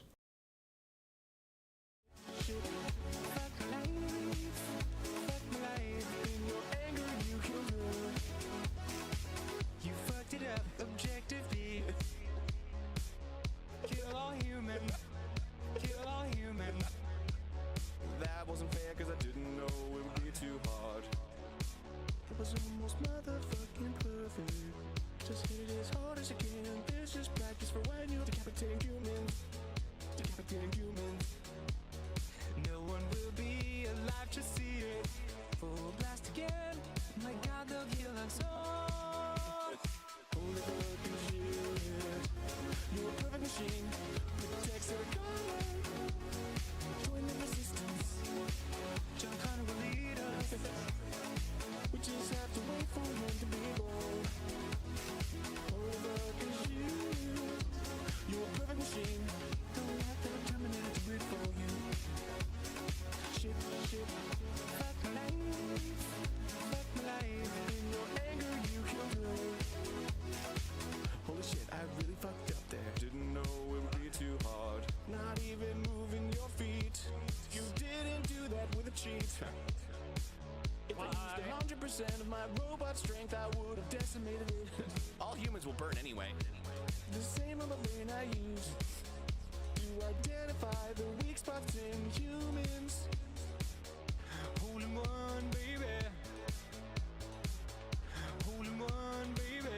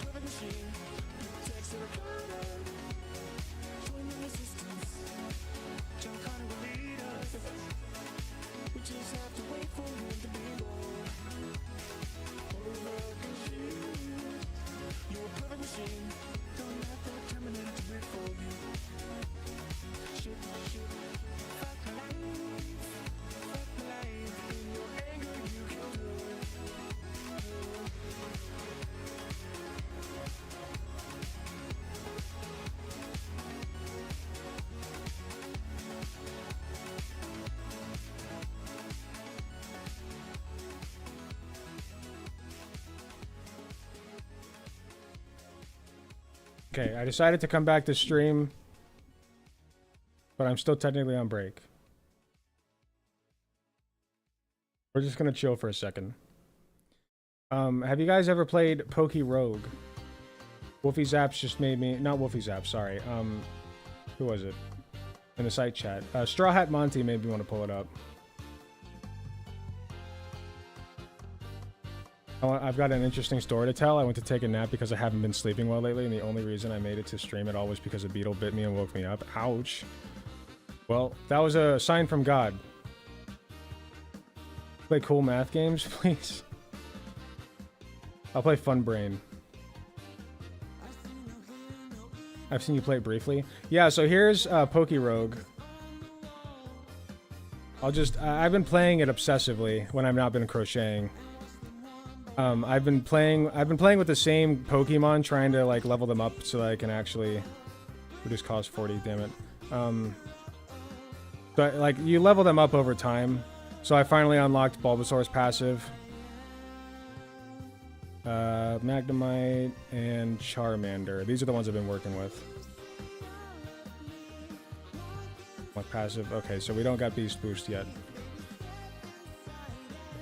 Yeah, we're just doing this for a little bit because I just need a brain break.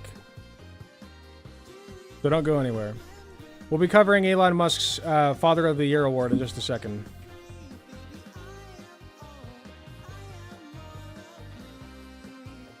Also, for some reason, I like him very... Like, I just only want Gen 1 Pokemon in my party lately. So that's all I'm using.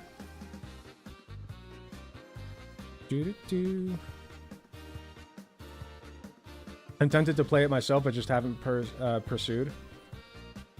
Yeah, it's really fun. It's really addicting, too. No.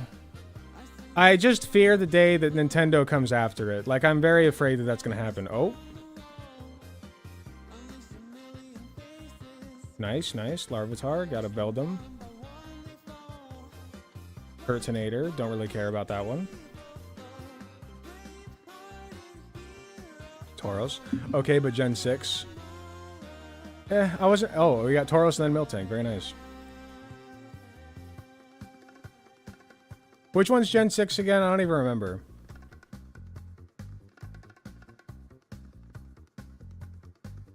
Okay.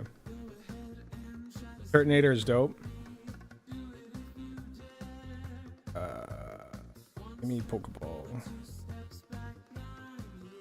Yes. Oh shit, that's gonna kill it, yeah. I kinda wanted to keep it. Oh well. Gen 5? I don't know. Like, Gen 2 is my jam. I like Gen 2 the best. Probably just because of, nostalgia.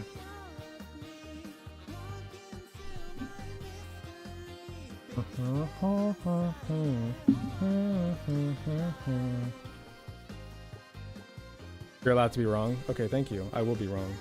What if we played Jackbox on stream? I've done that before, but not with the audience. Maybe that'd be a fun idea one day. Just like have people log in. We could probably do that. Oh, here we go. No. Body press. Give me that Gen 1 boy. Girl. It's a girl. Girl. I wish you could nickname them. Rare candy.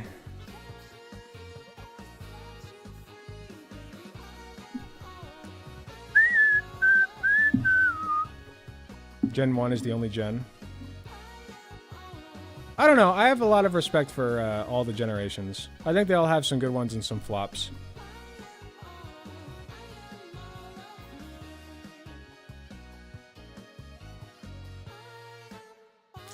Nothing like some blazing 8s in Discord to get people yelling. Blazing 8s. What does that mean? Boom, a theme song.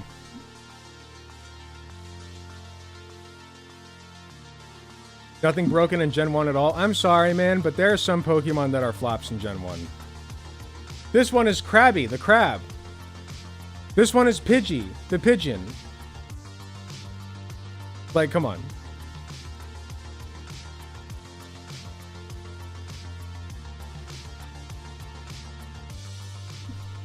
There we go. Charizard was a flop. True.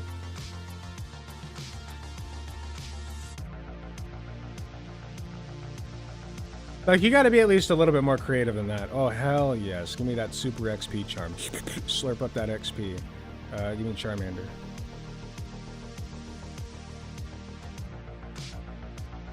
Fuck you. Give me that Gen 1 boy. Bye, Bidoof. Get fucked. I don't care that I already got a grass poison type. I never really played Pokemon. That's okay.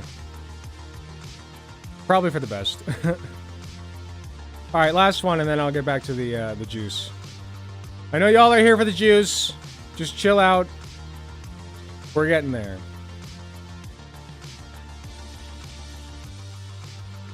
Get fucked. Okay. Is it like Nuzlocke where the Pokemon die, they faint? No. It's just that you have 10 rounds to get through, and then you heal like this. After the 10 rounds, you heal up, and the rounds are composed of like wild encounters, trainer encounters, and then rival encounters. Your rival encounters are at fixed rates, and there are some encounters that are also at fixed rates, like the Elite Four and the Champion. You get gym leader encounters. It's really fun. It's really creative. I like it a lot. The system is very good. Okay, I said that I was going to stop, so I'm going to stop now. Save and quit.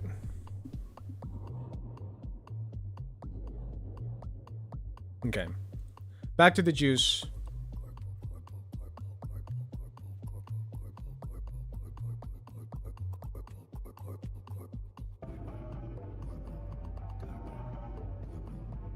Turtwig was a bit of a slop. Yeah, I don't know. I like Turtwig. He's cute. Alright, we're leaking viewership. We got to get back to the juice. Back to the juice, boys.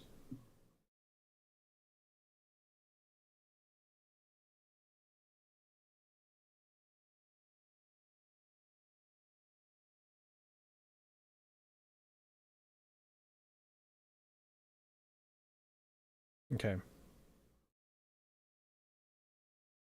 Have you heard? Elon Musk has secured Father of the Year award for dead naming his trans daughter in front of an audience of millions. It's very cool. He said that he got tricked into, giving puberty blockers to his quote son. Oh shoot. Dubsy, censor the name here, please. Censor every instance of the name, please, Dubsy. We don't want that. My son blank is dead. They call it dead naming for a reason. Killed by the woke mind virus is the reason I vowed to destroy the woke mind virus. So here we go. Here is Elon Musk continuously dead naming his own trans daughter. And Father of the Year award, I'm being facetious. And also just being very ignorant about trans issues and, displaying why we hate conservatives because they want trans kids to kill themselves. Trigger warning for dead naming and all that good stuff. Well, it happened to one of my it happened to one of my older boys, where I was. And when he talks about this person, understand that he is referring to his trans daughter. I was essentially tricked into signing documents for one of my older boys, Xavier. This is before I had really any understanding of what was going on, and we had COVID going on, and so there was a lot of confusion. I was told, Xavier might commit suicide if he. That was a lie right from the outset. Yes, I forgot to mention. This is in an interview with the now defunct doctor Jordan Peterson, the former doctor who no longer has a license, the psychologist or whatever, now trying to give his opinion on the medical decisions that trans children and their parents and a medical team make with each other. No reliable clinician ever believed that. There was never any evidence for that. And also, if there's a higher suicide rate, the reason is because of the underlying depression and anxiety and not because of the gender dysphoria. Where does the underlying depression and anxiety often come from, Jordan? I can tell you that it probably comes from, being a trans person and not being accepted in their own goddamn family. Just a thought. Like, you know, if an entire medical apparatus, right, like every medical facility in the fucking, not facility, every medical organization in the fucking world, basically, you know, you got the American American Psychology Association, or a Psychiatric Association, sorry, the American Nurses Association, among a myriad of others that I can't even think of right now, but look up the list. It's quite a list. The if anybody knows any off the top of your head, go ahead and put them in the chat right now. You know, all these different, the Endocrine Society is another one. All these different organizations coming together to say, yes, trans care is good for kids, and you should give them puberty blockers so that they can stave off the effects of sex puberty, right, of their born sex, so that they can, you know, not have depression and anxiety and not potentially commit suicide. And every goddamn clinician knows that too. And they're too cowardly to come out and say it.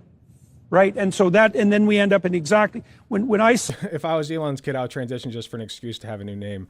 You don't need an excuse. You can just change your last name. But I appreciate the joke. Saw that lie start to propagate. It just made the hair on the back of my neck stand up. It's like, I see. So you're telling parents that unless they agree to this radical transformation that their children are going to die, and you think potentially that's moral, and you no, it's not necessarily that they're going to die. It's that they could potentially die.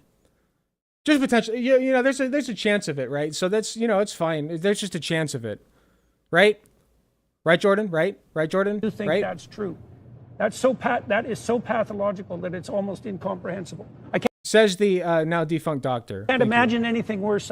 I can't imagine a therapist doing anything worse than that. Or sitting. If there's two people that I want to get medical advice from, it's this guy, the defunct psychologist, and also the richest man on the fucking planet because he inherited his father's emerald mine and popped out a bunch of kids and, you know, basically just has a breeder kink, right? He just thinks that he's like the bee's knees. I should also mention that he has many failed inventions, such as the Cybertruck, which cuts your fingers off, that he accused a hero, right? Don't forget that he accused a hero who saved a bunch of kids from a cave of being a pedophile because he was upsetty spaghetti that he didn't get to use his cool little submarine gadget to go in by himself and save them, right? He was just jealous, and so he called the guy a pedophile who saved them, right? So that's cool. I'm pretty sure one of the guys died doing that, by the way. You know, like, yeah, it's, you know, cool. If there's anybody that I want to take medical advice from, it's these two chunks. I can't imagine very a much therapist so. doing anything worse than that. Or sitting by idly. And the guy who, by the way, went on an all-meat diet because he was convinced that that was a good idea by his daughter, and also passed out from, like, almost, he was put on his deathbed from apple cider somehow. So, yeah, that's cool. Very good people to get medical advice from. And remaining silent while his colleagues are doing it. Very It's hinged, pathetic. yes, very hinged. It's pathetic, unlike them. Incredibly evil, and I agree with you that people that have been promoting this should go to prison. It won't stop till that happens. Yeah. It'll just go underground. The people promoting this, i.e. the people who are trying to facilitate trans people getting the medications that they need, they want to put you in prison. So that's cool. There's all puberty blockers are being accessed online by kids all the time through non-medical channels. Where? So yeah, It's not going to stop. Yeah.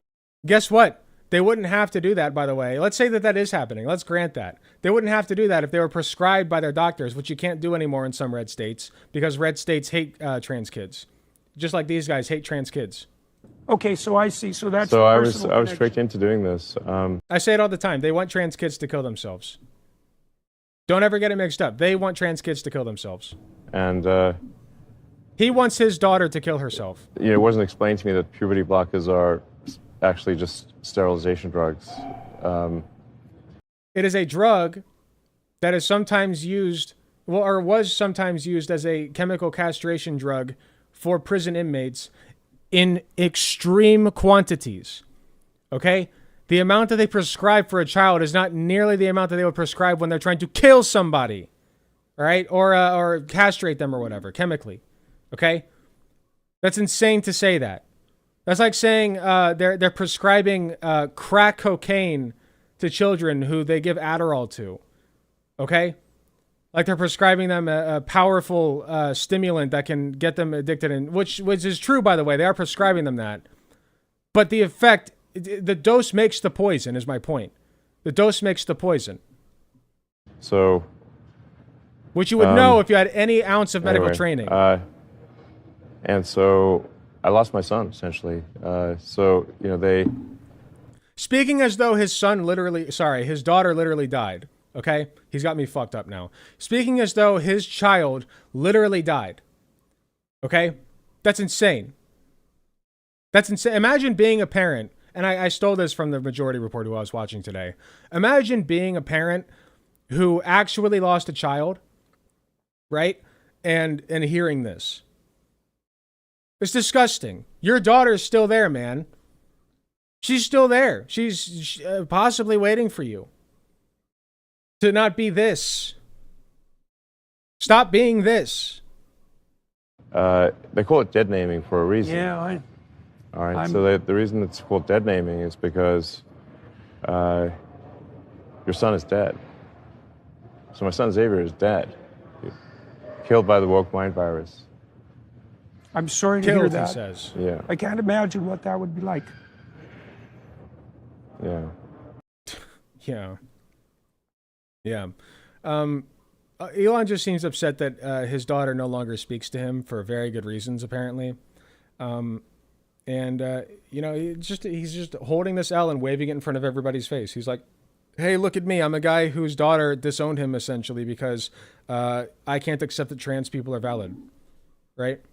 That's more important to me. It's more important to me to virtue signal to my audience than it is to maintain a relationship with my child. I am part of the party of family values, by the way. I'm very big on family values, by the way. Right? Very good stuff. Father of the Year, Elon Musk. And Jordan Peterson, of course, the Psychologist of the Year. Very good stuff.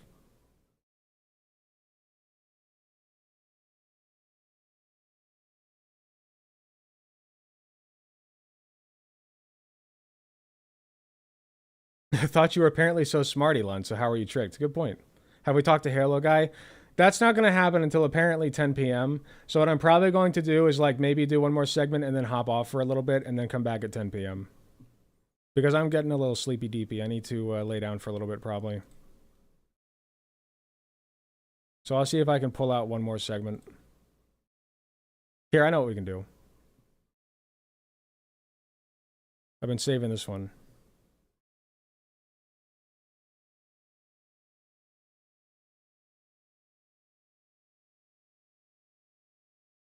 Normally when something goes wrong.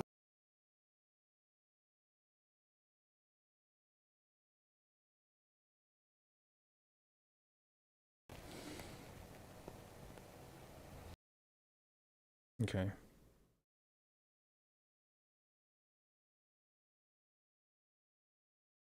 The red laser in the back keeps distracting me. Are you a cat?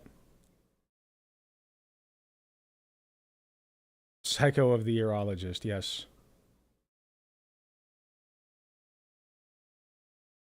It scares me that the stuff that Jordan Peterson is saying sounds normal to me because that's what I hear from everyone around me, from work to my family. I don't know what to say. I mean, it sucks. It sucks. I mean, my family fucking says that shit too. So, we're at where we're at, folks. It's getting better. Just remember that it is getting better. It is like, you wouldn't even be able to exist as a trans person in some eras. And I'm not saying that to, you know, make you, oh, you should be grateful. No, I'm not doing that bullshit. Just, I'm trying to make it optimistic, right? Like, things are continuously moving in a pattern where things are getting better, no matter what. Even if it gets worse for a little bit, it will eventually get better.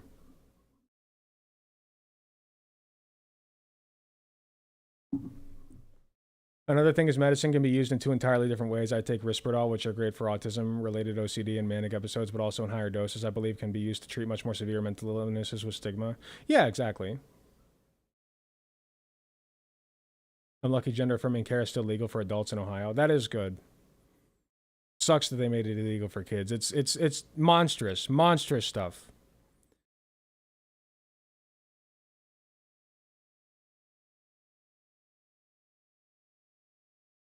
Okay, I got one more segment, and then I think I'm going to call it quits for a little bit until about 10 p.m., okay? And I have no idea how this one's going to go.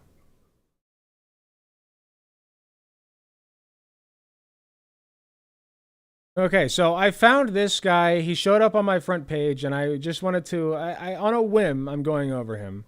His name is Rupert Spira. Has anybody heard of Rupert Spira? Because I have not. This is my first encounter with him. And Rupert, I just want to go over his about page. Rupert Spira is Spira, I don't know, is an international author and speaker of non-duality. In clips taken from conversations at meetings or retreats, he discusses all aspects of the non-dual understanding from the initial investigation, our essential nature of pure awareness, to the deeper exploration of consciousness and the separate me feeling in the body, to the realignment of the mind, body, and world with this new understanding. This is a contemporary, experiential approach to understanding the nature of reality and the self, involving silent meditation, guided meditation, and conversation. It requires no affiliation to any religious or spiritual tradition, only a longing for lasting inner peace and happiness. Rupert studied the teachings of Advaita Vedanta and this tantric tradition. Okay, so he studied a lot of stuff. So I'm interested in seeing where this is going. It sounds like a lot of hippy-dippy nonsense to me, which is why I decided to make it a segment. It might not make it to YouTube. So if you're watching this on YouTube, that means that it made it to YouTube, obviously. It might not make it to like the videos. Obviously, I'm streaming to YouTube, but might not make it to the YouTube video collection just because it's boring. But I wanted to give it a chance here and see if we can get some entertaining content out of this. So here is Rupert Spira with a simple choice that prevents suffering. Wait, I know this guy. I've heard my family talk about him. This will be fun. Sarcastic. Ooh. Okay. I think I read this correctly. We'll see what happens. Normally when something goes wrong in your life, you think you can manage it to make it better. But there are some circumstances like the one you were in that were yes, you've heard of him. Ooh. Excellent. Completely beyond your control. There was nothing you could do. And although you may not have formulated it to yourself like this, you realized that there was absolutely nothing you can do. And that realization made you surrender. You just thought, I can't do anything. In that moment, you let go. There was this spontaneous surrender. The mind and its resistance drops, and your true nature of being shone. And it was joyful. What? One of the times... I have to listen to that again. Hold on. Made you surrender. You just I can't do anything. In that moment, you let go. There was this spontaneous surrender. The mind and its resistance drops, and your true nature of being shone. And it was joyful. One of the times in... So he's saying that once you give up complete hope that like your true nature shows through and you're joyful. That's not what giving up hope is to me. That's giving up hope to me means like being very upset and hopeless, actually. In my life, that's happened more powerfully than any other time was when I lived in Shropshire. Okay, and we got an anecdote. My studios burnt down. Anecdote. And I remember sitting on there. They were huge, big 17th century agricultural barns that I had just spent several years renovating. Anyway, they were ablaze, and I was sitting on the wall in front of the house watching them. And normally, as I just said, if something goes wrong in our life, you know, you're driving along, you get a flat tire, you get out and you fix it. You haven't got any dinner in the house. You go out to the supermarket and you buy... Dog, his voice is actually going to put me to sleep. I don't know if I could do any more than 6 minutes of this. Thankfully, it's just 6 minutes long. Normally you can fix, but some situations are so immense that we realize this happened to you with your experience, and it happened to me when I was sitting watching the fight. You realize there's absolutely nothing you can do. That the forces that are creating your current circumstances are so much bigger than anything you could do that it renders you powerless. It sounds okay. Yes, that is a feeling that some people have. But like, what do you do then? Like, okay, so let's say that you're like a let's say that you're suffering from like homelessness or houselessness, whatever, what have you. And like, there's nothing you can do to get out of that situation. Like, you've tried everything. Okay, so that's kind of where we're tackling this from, right? I want to put it into that perspective of like a houseless person who has tried everything under the sun to try and can you put Subway surfers on the screen? He's boring. He sounds like Richard Dawkins with a softer accent doing ASMR. It's putting me to sleep a little bit. But I'd like to tackle this from the perspective of like a houseless person who has tried everything under the sun to escape their situation. Let's see what advice he has for us. Same spontaneous letting go, this same spontaneous surrender. I felt this wall. I felt it physically, like this wall of peace behind me. I felt so happy, so at peace. What? All these people from the village were beginning to come, and the fire engine. So wait, you're watching like something burning, and you're just like, well, I can't do anything, so I'm happy about it. It's like, okay, let's say that you're like watching like a family member of yours be tortured in front of you, and you can't do anything. You're not gonna feel that same sense of like peace and like you're just using something that is so disconnected from your personal life that you have the luxury of feeling that. You know, like I feel like that is a very specific feeling for something that is not just outside of your control, but that you don't really give a fuck about in the first place. You know what I mean? Like, let's be real. With everything, it was chaos, destruction and chaos. I felt this immense peace inside. That's called quiet privilege, man. Joy, not through any merit of my own, but simply because the situation was so beyond anything I could. Systemic racism is so beyond anything that I can possibly fix by myself. That's why I feel this immense inner peace. As a white guy, by the way, right? Like I'm not personally suffering from systemic racism, but I personally feel at peace because I know that there's nothing that I can do about it. And no matter what, the black and brown people in this country will just suffer from systemic racism that will not affect me in any way. But I personally feel a sense of peace, and I feel like there's a lot that I have to say about that. Control. There was a spontaneous. It was nothing to do with spiritual practice or anything. It was complete. I just let go in the face of the immensity. Right. Gaza's another good example. As a result of this letting go, the dropping of the resistance, my true nature of peace just shone in the background. So that's a sample. You know, all you need to do a stupid is sample. let go. Just let go. You can do it. You can do it anytime. Anything happens to you, any drama that happens to you, you can just you can crying? choose to hold on No, to she's it. not crying. Come on, she's not crying. Is she actually crying? Is this okay? 1 in chat if this is making you tear up. 2 in chat if this is making you fall asleep. 1 in chat if this is making you tear up. 2 if you're falling asleep. I want to know. 2. We got a 2. We got another 2. Some more 2s. I'm half awake. They came to me with tears in their eyes. 3, it's making me infuriated. 2, 2, 2, 3, 2. Okay, so it's infuriating some people, so that's not falling asleep at least. Okay, let's keep going. Or you choose to let it go. The moment you let it go, the resistance, that is the activity of your mind, drops, and the background of peace shines. But if it was spontaneous and I didn't choose it, But now, what happens in make it a smaller practice. Make it your practice. Having been given, God gave you this free sample, and now you have to make it your own. You just practice. God gave it to you. You just make it your practice to say yes to say yes. every experience. Every experience. Yes, say yes to the experiences that do not affect you at all. Very good. There's a fire burning in a building that I have no association with and don't give a fuck about. That everybody around me just seems to be panicking about, but I don't have any association to it. So I'm going to, like, that's the story, right? Like, did I miss anything? He doesn't have any association to this building or whatever it is that's burning or any care for it at all, right? Like, it doesn't make any sense to me.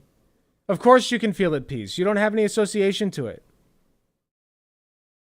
It's tiring me out and making me angry. A free sample, yeah. Our experience in the outside world doesn't dictate whether or not we say yes or no to it. If we say no to it, we resist it, we suffer. That's our freedom. Wait, no, you're supposed to resist bad things. What do you mean? Wait, you don't just sit back and take it, man. Like, if something bad is happening, you're supposed to try to fix it. That's like the point of existing. What? I'm not the crazy one, right?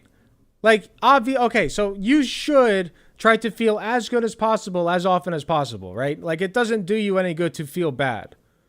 It really doesn't do you any good to, like, feel suffering in most circumstances. You can talk about, like, exercising is technically suffering and that makes you stronger, whatever. But, like, usually you're going after good feelings, right? But, like, you shouldn't just feel good while bad things are happening. That's stupid. That's submission. He's going for a Buddhist approach. I have to mod you. Hot take Andy.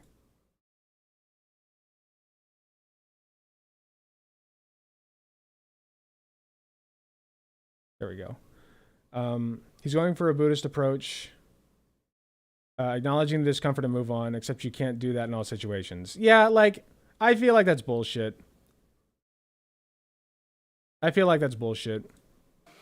Yeah. You could have said no to your circumstance. You would have suffered. Biden dropping out for real? Yes. Where you been? You said yes to it. You were in peace. The situation Peace during itself suffering. didn't Very impose good. the yes or the no on you. I'm not suggesting you chose the yes, but there was this spontaneous yes, this spontaneous openness to the situation. There was no resistance in you. As a result, you felt peace. So now Getting joy from a house fire makes him sound like a bit of an arsonist. It really is weird. It's like you look at a house fire and your thought is not, oh, I hope everybody's alive, or even, oh, that's a whole fuck ton of damage. It's going to cost a lot of money. I hope that people who are responsible for that can actually survive and live, afford to live after that, right? No, it's just, you know, like it's not me. It's fine. You know, it's whatever. It's fine. Like, this is a terrible scenario that you're setting up, man. Even philosophically, like I'm sorry, even from a perspective of utter and complete bullshit, this is bullshit. Like, I can tear this apart so easily. I really thought this would be like harder to kind of penetrate, but it's not. make that your practice. So practicing what was spontaneous. At least I know the feeling of it. So Any situation, I'm not talking about any situation that would previously have caused I think I misread. I don't think she's actually crying. It just kind of looked like she was for a second. So I apologize for that. you any emotional suffering. I'm not talking about physical pain or physical danger. I'm talking about emotional suffering. Any time. Okay, so he's not talking about physical pain or danger. He's talking about emotional suffering. But then what if I'm in physical pain or danger? What do I do then?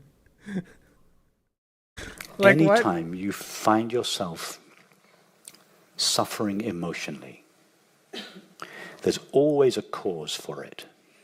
Something in the world happened that you... Holy wow, I never thought about that. There's always a cause for my suffering. That's crazy. Who would have guessed it? This guy's a genius.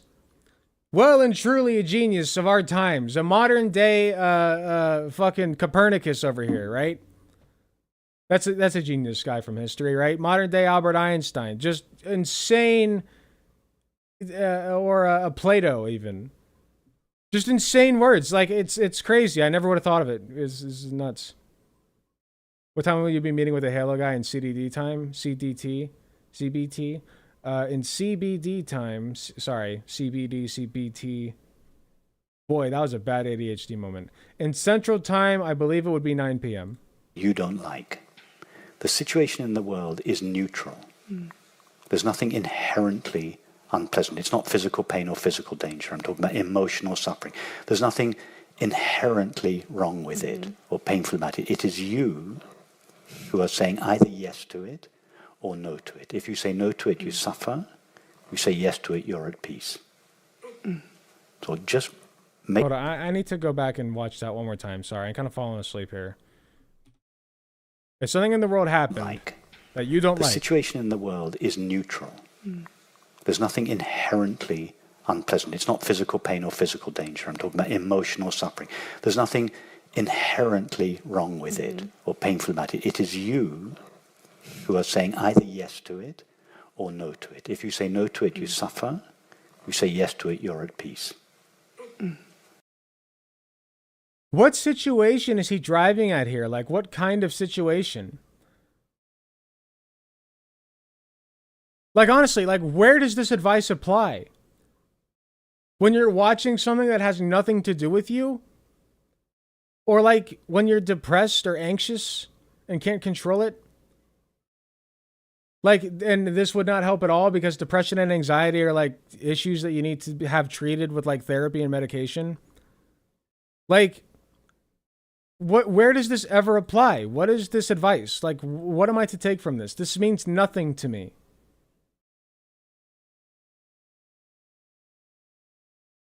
This means nothing to me. So just make the choice now. Every time I'm faced with a situation that would previously have caused me emotional suffering, not physical pain or harm or danger, but emotional suffering, just pause. Feel the old habit of saying, no, I don't like this. And just say, yes, I accept. Like what? Like what? Like what? Like what scenario is this advice useful to me? Give me a scenario, because this is a pointless practice. I agree, Seagull's Nest. This is just like when my friend is super high and just talks. Yeah, listen, when I get high or drunk and I start talking, I know that some of the stuff coming out of my mouth is bullshit, but at least I can go back after the like. I'm not sober when I do it, and then I go back after the fact, and I'm like, yeah, that was a really stupid thing that I said. Yeah, that's true. You know, like, okay, like, listen, if he were drunk or high right now, or like in a smoking circle or whatever, and you were just talking to a few buddies, and he's like, whoa, man, if you just think about it, like, what? Like, think about it. Like, really think about this. This is something that a high hippie would say in a smoking circle, okay? A joint rotation. Like, it would literally be like, whoa, man, have you ever thought about, like, oh, just when you're suffering, just, like, don't, man. Just, like, accept it. Oh, bro. And then somebody else like, yeah, like the others in the group are like, yeah, let me get hit up. Ooh, yeah. Like, that's all this amounts to me. It's so stupid. Like, this guy has 500,000 subscribers. This video has more, like, this is like the max amount of views that I get on a video on any given day. Like, I'm lucky if I get 22K. Are you kidding me? Come on. This is bullshit. I could do this. I could do this better. I could do this better. You know what? You want to see me do it better? Here we go. Ready? So, when you're suffering, when you're really, like, not like physically suffering, but like when you're suffering, just pause and think, I got this. I got this. This is me, this is who I am, and you are centered in yourself. Your spirits are aligned, and the planets are all rotating around the sun. And the rotation of those planets is giving you the energy that you need in order to make the things happen that you want to happen. And you can put out those positive vibes into the universe. And you know what the universe does? It sends back more positivity, my friend. And then you have it. And then you have it. To clip this. It's just so stupid. Like, I can literally make this shit up on the spot. Like, what? The ASMR tone is hitting my angry button that guy does. Yeah, life is like a boomerang, baby. Like, it's just bumper sticker bullshit. Like, come on. It's so stupid. Let's let him finish. Acceptance. We're in the acceptance phase. I can accept it. Just don't say no to it. Just be open to it. Okay, she's not crying, but she is extraordinarily engaged. Say yes to it. She's eating this delicious. Delicious bullshit. It seems very simple. It is very simple. It is very simple. Uh-huh. Thank you. Thank you. See? She ate it up. Access 12,000 plus hours of Rupert's guided meditations and Q&As at rupertspira.com/subscriptions. Here, let's take a look. rupertspira.com. Give it to me, baby. Accept the cookies. Always accept the cookies. They're delicious. The essence of non-duality. Guided meditations and conversations on the source of happiness and the nature of reality. Introduction. These videos offer a brief introduction to the non-dual understanding that is the essence of all the great religious, spiritual, and philosophical traditions. How long is this? Oh, 6 minutes. We just watched a 6-minute video. The non-dual understanding addresses two essential questions. One, how may we be free of suffering and find the lasting peace and happiness for which all people long above all else? And two, what is the nature of reality? Well, I've never asked those questions before. This is so fart huffy, man. It's like, yeah, nobody's ever asked those questions before or attempted to answer them except until this guy came along. Introduction to non-duality. Non-duality is the recognition that underlying the multiplicity and diversity of experience, there's a single infinite and indivisible reality whose nature is pure consciousness, from which all objects themselves derive their apparent independence. What is this garbage? The recognition of this reality is not only the source of lasting happiness within all people, it is the foundation of peace between... This is the most, like... This is just jumbled nonsense. This is the most blatant cash grab I've ever seen.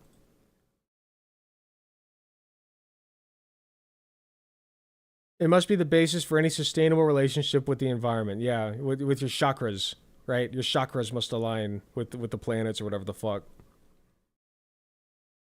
Everybody has the sense of being myself, quote unquote, but most people's sense of their self is so thoroughly mixed with the content of their experience that they do not know their self clearly.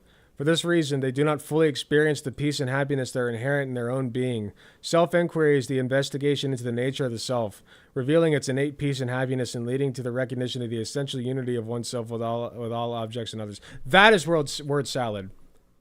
That is word salad. It's not even non-duality. I don't know what duality is, and I don't give a fuck. I don't care about any of this. You know what I care about? That I get to come home at the end of my workday and jerk off. That's what I care about. I care about the money that I make to sustain myself enough that I can come home at the end of the day and jerk off. That is what I care about. That is the true sense of self that you must strive for, my friends. And if you can do that, your chakras will all align. Find yourself such that you too can just get through the fucking workday and come home at the end of the day and jerk off. Okay?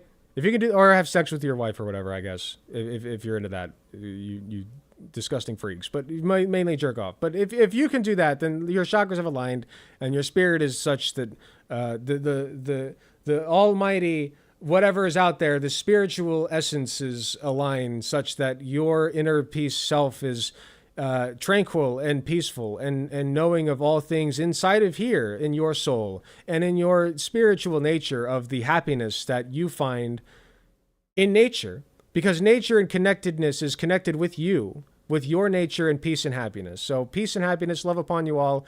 This was a fun segment. I'm glad that I did it. And yeah, I don't know. Fuck off, Rupert Spira. You're a hack.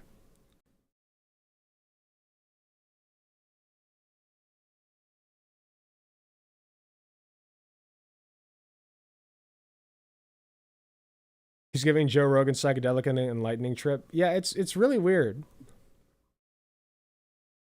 That was fun though. I would go over more of his videos, but I feel like it's all just going to be the same shit. Like he's got that.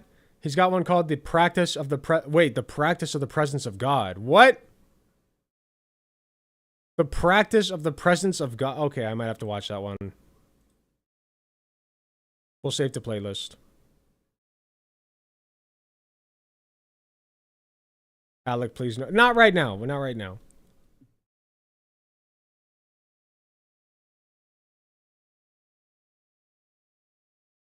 He's just going to say the same endless looping nonsense statements because he thinks it makes him sound smart. It really does just like make him sound like he thinks it makes him sound smart. That really is the vibe. He thinks that he's the bee's knees. He is a fart sniffer.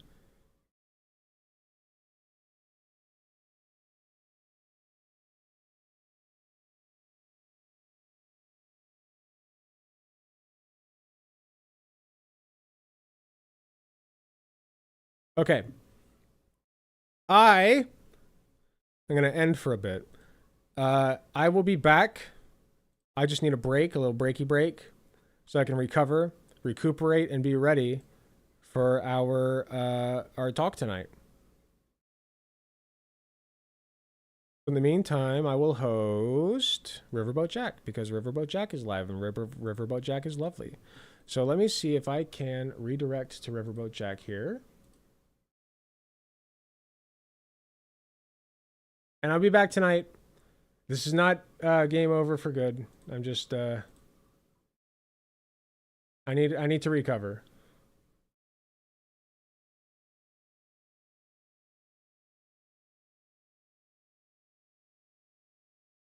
Customization, redirect.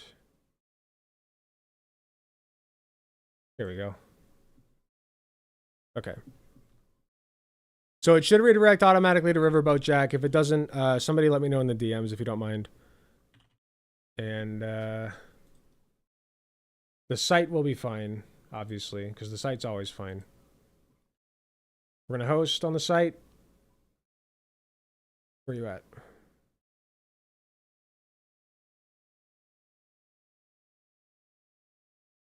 Okay. All right. Thank you all for being here. I will be back at about 10 p.m. to talk to Haloguy7. So this is not over for tonight. Just chill out until then, you know, with Riverboat Jack. I just need a little bit to recover. So, yeah. Thank you all so much for being here. I appreciate you all. And I'll see you very shortly. Very shortly. Take care, everybody. What time? Oh, yeah, sorry. It's at 10 p.m. Eastern Time. 10 p.m. Eastern Time. 10 p.m. Eastern Time. Okay? That would be 9 p.m. Central, 7 p.m. Western, or not Western, Pacific Time. And if you're not in the United States, I don't know, you can go fuck yourself. Anyway, take care, everybody. Love you all.